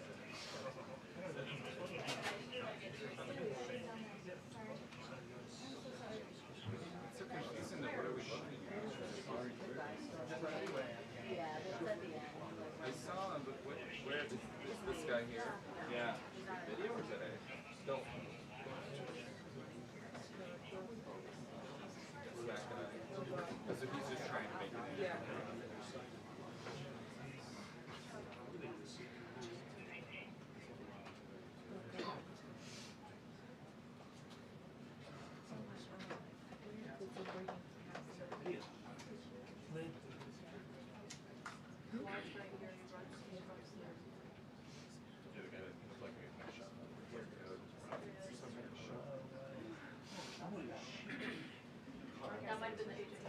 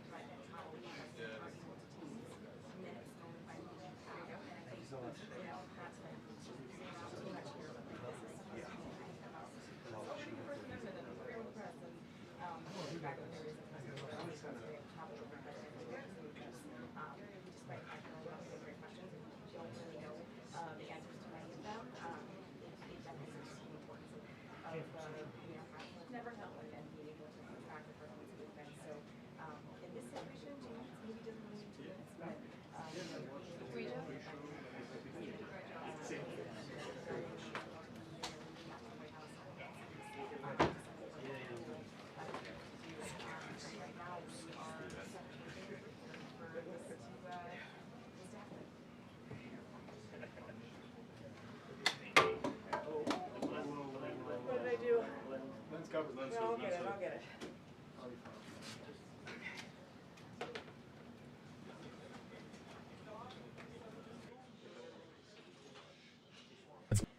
Saying that at least one officer was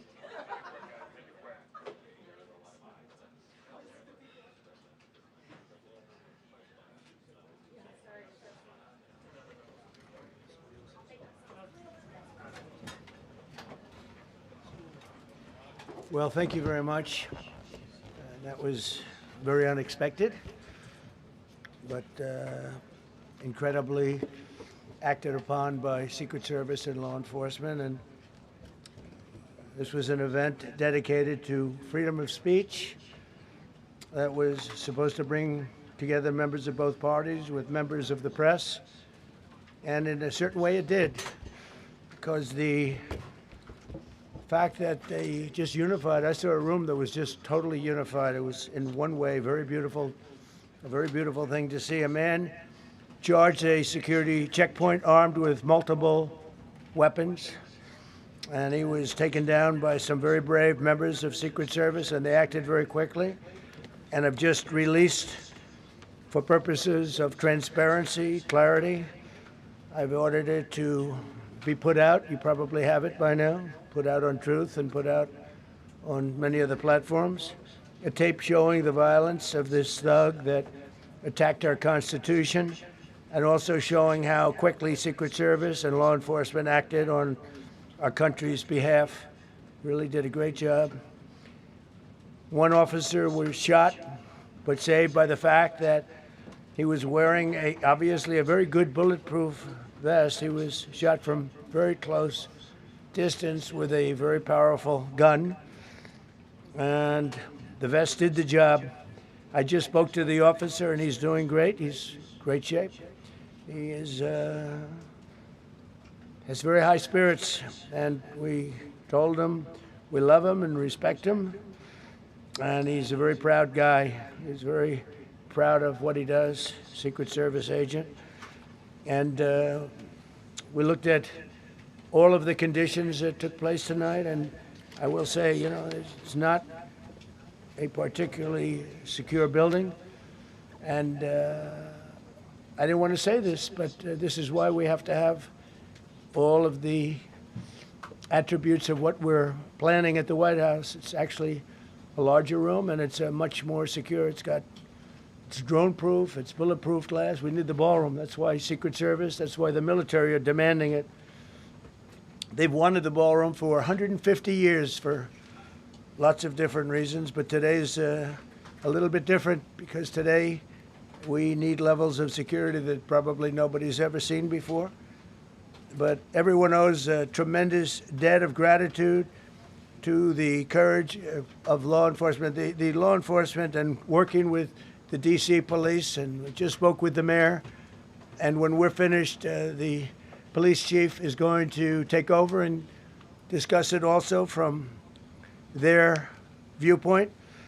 But they also performed exactly as they were supposed to, and you see the attacker in different positions, but you also see the attacker totally subdued and under control. So as you know, this is not the first time in the past couple of years that our republic has been attacked by a would-be assassin who sought to kill. In Butler, Pennsylvania, less than 2 years ago, you all know that story, and in Palm Beach, Florida, a few months after that, we came close. We really had, again, we had some great work done by law enforcement. But in light of this evening's events, I asked that all Americans recommit with their hearts in resolving our difference peacefully. We have to resolve our differences. I will say, you had Republicans, Democrats, independents, conservatives, liberals, and progressives. Those words are interchangeable, perhaps, but maybe they're not. But yet everybody in that room, big crowd, record-setting crowd. There was a record-setting group of people, and there was a tremendous amount of love and coming together. I watched, and I was very, very impressed by that. But First Lady and I were taken very well care of, very quickly rushed off the stage. Vice President J.D. Vance, who's here, was likewise beautifully done. He was just saying how quickly everybody acted, law enforcement, Secret Service in particular in this case, but law enforcement. Marco had the same thing. Pete was there. Pete didn't want any help. He didn't want anybody to help him. He doesn't want anybody to help him, but he did get some, didn't you? And I think you also said that it was very impressive. So with that, I'd like to ask Todd Blanche to come up, say a few words, and tell you it's already underway. The man has been captured. They're going to his apartment. I guess he lives in California, and he's a sick person, a very sick person, and we don't want things like this to happen. I think it's very important that I say, though, and I told the representatives of the evening, they did such a beautiful job. It was such a beautiful evening. And again, they're talking about free speech in our Constitution. That's what it's all about, not just White House correspondents. It was really based on free speech in our Constitution. But I said very importantly that we'll do it again within the next 30 days, and we'll make it bigger and better and even nicer. So I just want to thank everybody that was involved. I also want to thank the press, the media. You've been very responsible in your coverage. I will say I've been seeing what's been out, and you've been very responsible. So Todd Blanche, I'd like to say a few words, and then we're going to have cash. And then you're going to go on. We can ask, I guess we can take a couple of questions. I want to thank the First Lady that was a rather traumatic experience for her. There was a lot of action taking place up there very quickly. But again, the response time was really incredible. And we're going to reschedule. We're going to do it again. We're not going to let anybody take over our society. We're not going to cancel things out because we can't do that. We wanted to stay tonight. I will tell you, I fought like hell to stay. But it was protocol. They said, please, sir, because they didn't know there was a lot of action going on, and they didn't know could there be probably a lone shooter, but we'll find out. We'll find out very quickly. They have it very well under control. So I want to thank everybody very much. And Todd Blanche, please. Thank you very much, Mr. President. Tonight you saw the very worst and the very best of this country. You saw the very worst by the actions of that coward that the President just talked about. But you also saw the very best because you saw law enforcement do exactly what they're supposed to do. And you'll see the videos come out, I expect, very shortly, and you'll see law enforcement do exactly what we want them to do. And so I echo what President Trump just said, that we are extraordinarily grateful and appreciative of the men and women of law enforcement that did their jobs tonight, including one who was injured. This investigation is ongoing. I expect you will see charges filed shortly. The charges should be self-evident given the conduct, but as you'll hear, there will be multiple charges surrounding the shooting, around the possession of firearms, and anything else that we can get on this guy. The investigation is obviously ongoing and just started. There's federal law enforcement already working on search warrants and doing their job, and I don't want to get ahead of them and don't want to get ahead of the work that they're doing even as we speak. Director Patel and I were just on the crime scene a short while ago, and everybody in this room should rest assured that the Metropolitan Police Department, the FBI, Secret Service, everybody's on the scene doing their job. I know that the police chief is going to give an update from the scene as soon as we're finished here, and I obviously will lead the details of what they have learned to him. But in the meantime, I just want to thank everybody in this room for the courage. And I want to thank President Trump for his words, and I promise you, justice will be served. Thank you. Dr. Patel. Thank you, General. Thank you, Mr. President. The President's absolutely right. You saw the best resolve of American law enforcement because you, Mr. President, inspire them 24/7, 365. You give them the resources that they need, and they know that you have their back. And that is a changing dynamic in this country, and that's why you saw brave Secret Service agents respond immediately, swiftly, subdue and take down the suspect, and safeguard the lives of thousands of individuals at that hotel. Thanks to our interagency partnership with the Department of Homeland Security, and the Metropolitan Police Department, the FBI, was rapidly deployed onto the scene, took over the evidence response unit, is examining all the ballistics that were found on scene to include the long gun and the shell casings. We are conducting witness interviews as we speak. You will hear from our team on the scene there with the mayor and the head of the FBI field division there. But please know what the Attorney General has just said reigns no truer. You saw the very best of America tonight. The very best unite us at a time of uncertainty, because we have leadership here with the President and the Vice President that backs law enforcement, and the men and women that I shook their hands on the scene today could not have been prouder to show up on scene. And as the Attorney General said, make no mistake, we are conducting witness interviews. If you have any information whatsoever related to this event, 1-800-CALL-FBI, 1-800-CALL-FBI. No piece of information is too small. No piece of information is inadequate. We will evaluate it all. We will also be conducting interviews of those that were there. And if any of those individuals have information, please come forward to law enforcement or the FBI or the Metropolitan Police Department. We will be examining this individual's background thoroughly. That process has already started, and we are going to ensure that he was either a lone wolf actor or anyone else that was responsible. We will analyze all evidence immediately to make sure that we safeguard this country. Mr. President, Mr. Vice President, thank you for your leadership. Attorney General and Homeland Secretary Merlin, thank you for your partnership in law enforcement. Thank you, Ken. Okay, we'll do a couple and then we go to the chief. Madam Chairman, I just want to say you did a fantastic job. What a beautiful evening, and we're going to reschedule. Okay. And after that, it's very tough for her to ask a killer question, right? But you have done a fantastic job. Please. Mr. President, I appreciate it. As you mentioned, it all happened so quickly. Yeah. And I wonder, especially because unfortunately you have experience with these sorts of threats, in that moment when you realized there was a threat and service agents were telling us to get down, can you describe what was going through your mind, how you were feeling in that moment?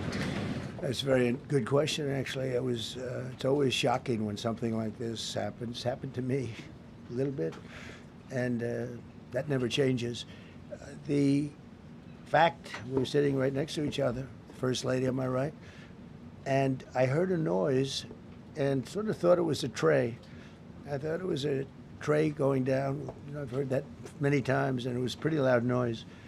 And it was from quite far away. He hadn't breached the area at all. They really got him. But, so it was quite far away, but it was a gun. And some people really understood that pretty quickly, other people didn't. I was watching to see what was happening. Probably should have gone down even faster. Melania was very cognizant, I think, of what happened. I think she knew immediately what happened. She was saying, that's a bad noise. And we were whisked away along with other people, but we were really whisked away.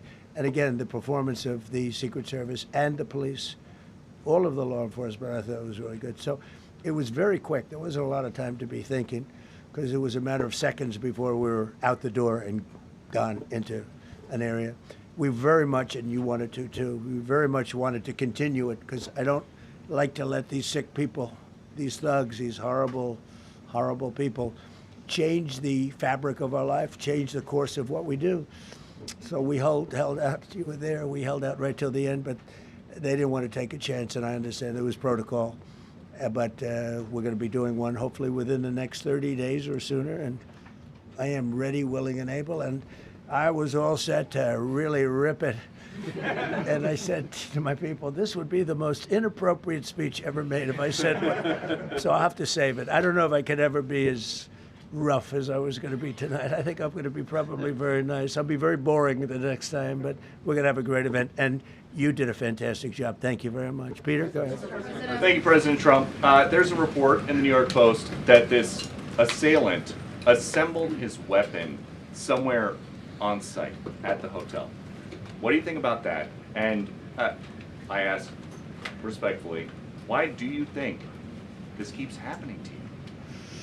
Well, you know, I've studied assassinations, and I must tell you, the most impactful people, the people that do the most, you take a look at the people, Abraham Lincoln, I mean, you go through the people that have gone through this, where they got them. But the people that do the most, the people that make the biggest impact, they're the ones that they go after. They don't go after the ones that don't do much because they like it that way. And when you look at the people that have either, whether it was an attempt or a successful attempt, they're very impactful people. Just take a look at the names there, the big names. And I hate to say I'm honored by that, but I've done a lot. We've done a lot. We've taken this country, and we were a laughing stock for years, and now we're the hottest country anywhere in the world. We've changed this country, and there are a lot of people that are not happy about that. So I think that's the answer, Peter. And after Butler, your team for a while rethought outdoor events. Yeah. Do you think that you now need to rethink No. indoor Well, events? but then you just don't do events. No, I can't do that. I have to. It is what it is. We have to do it. The room was very, very secure. He charged from 50 yards away, so he was very far away from the room. And what did you think when you saw the video of how fast he was running? He was moving. He was really moving. And the reaction time was great. Boy, those guys, they had their guns drawn literally by the time he was there. They were shooting. That's right. I thought they were very impressive. And if I didn't, I'd let you know. I'm not going to be, I would not stand for that. No, I thought they were very impressive. Thank you, President Trump, and thank Right. you for updating us on Thank the you. suspect earlier. Were you aware of any threats? Was your team aware of any threats beforehand? And do you believe you were the target of this tonight? I guess. I mean, these people they're crazy. They're crazy, and you never know. He was very far away from me. He had to go through a lot. We had resources all over. We had resources sitting at tables, literally in disguise, sitting maybe at your table, who knows? But we had people all over the room, so he had a long way to go. That was really a first line of defense, and they got him. And they really, they acted incredibly. No, there was no notification. We had no idea. Go ahead, Do you know Caitlin. any political motivations from this? Well, you never know. Now, we'll be able to tell you that maybe by tomorrow or the next day. He's in custody, and they're asking him a lot of questions. I guess they're going over, Todd, and they're already at his apartment. He lives in California. Yes, sir. And they're over there, so they'll be able to tell you. Thank you, Caitlin. President Trump, did the suspect say anything, or was he wearing anything that would allege some type of motive here? Nothing, no, I mean, he was a guy who looked pretty evil when he was down. They had him down. He was fighting hard. He was, in my opinion, a sick person. Who would do that but a sick person? But I think you're going to find everything about him. No reason to talk about it now. But tomorrow at this time, long before this time, you're going to know a lot of things about him. They seem to think he was a lone wolf, and I feel that too. Are you concerned about U.S. Secret Service protection ability? We saw several of the detailees take minutes to be escorted out of the room. No, they acted very quickly. No, I was very impressed by Secret Service. I mean, I'm the one, and Mark Wayne, you would agree with that, I think. Absolutely. I'm the one that would complain. You don't have to complain for me. I would be complaining. I'd be up here right now saying they didn't do their job. Oh, believe me, because, it's my life, and I want to live because I want to make this country great. That's why I want to live. But when you're impactful, they go after you. When you're not impactful, they leave you alone. Okay, a couple of more. Go ahead, please. Is there any indication that this shooting could have been linked to the war in Iran? I don't think so, but you never know. We're going to know a lot. We have the best people in the world working on it, and we're going to know a lot. Please. Mr. President, there's a lot. You, as well as some of us who have covered Butler, experienced another horrific day 2 years ago. Yeah. What felt similar? You had the First Lady with you today. What felt different? And you have another 2+ years in office. Are you concerned about something like this happening Well, I again? can't be concerned. I can only get great people. They did the job, in my opinion, a much better job than Butler. Butler had one weak spot that we all know about. Somebody should have been up there. But even Butler, we had our sniper on our side within 4.2 seconds from a distance of about 400 yards, one shot, and he was gone. And if he didn't do it, now, he's David. His name was David. I say, hello, David, every time I see him. David, I like you very much, David. But think of that. Now, if he doesn't hit him, and he hit him right between the eyes from 400 yards without any notice. Nobody knew. He heard a sound.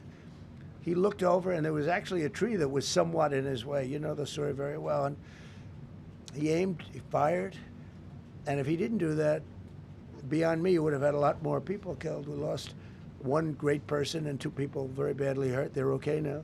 But no, that was, so in a sense, you know, that was pretty amazing, the job they did. But they did have that one weak spot, as you know. They should have had that covered. Tonight they had everything covered very quickly.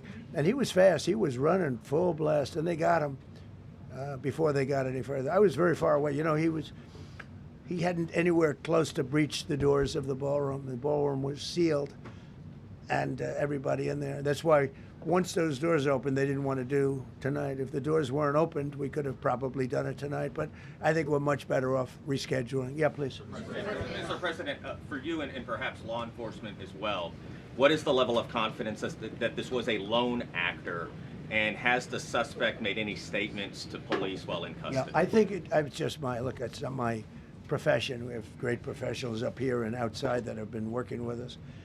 My impression is he was a lone wolf, whack job.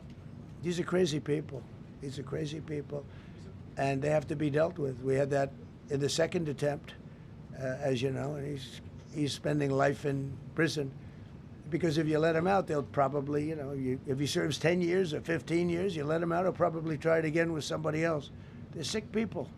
We have a lot of sick people. But you're going to know, I think very shortly, you're going to know, Todd, a lot about him. You're going to know a lot about him. Yeah, a couple of more.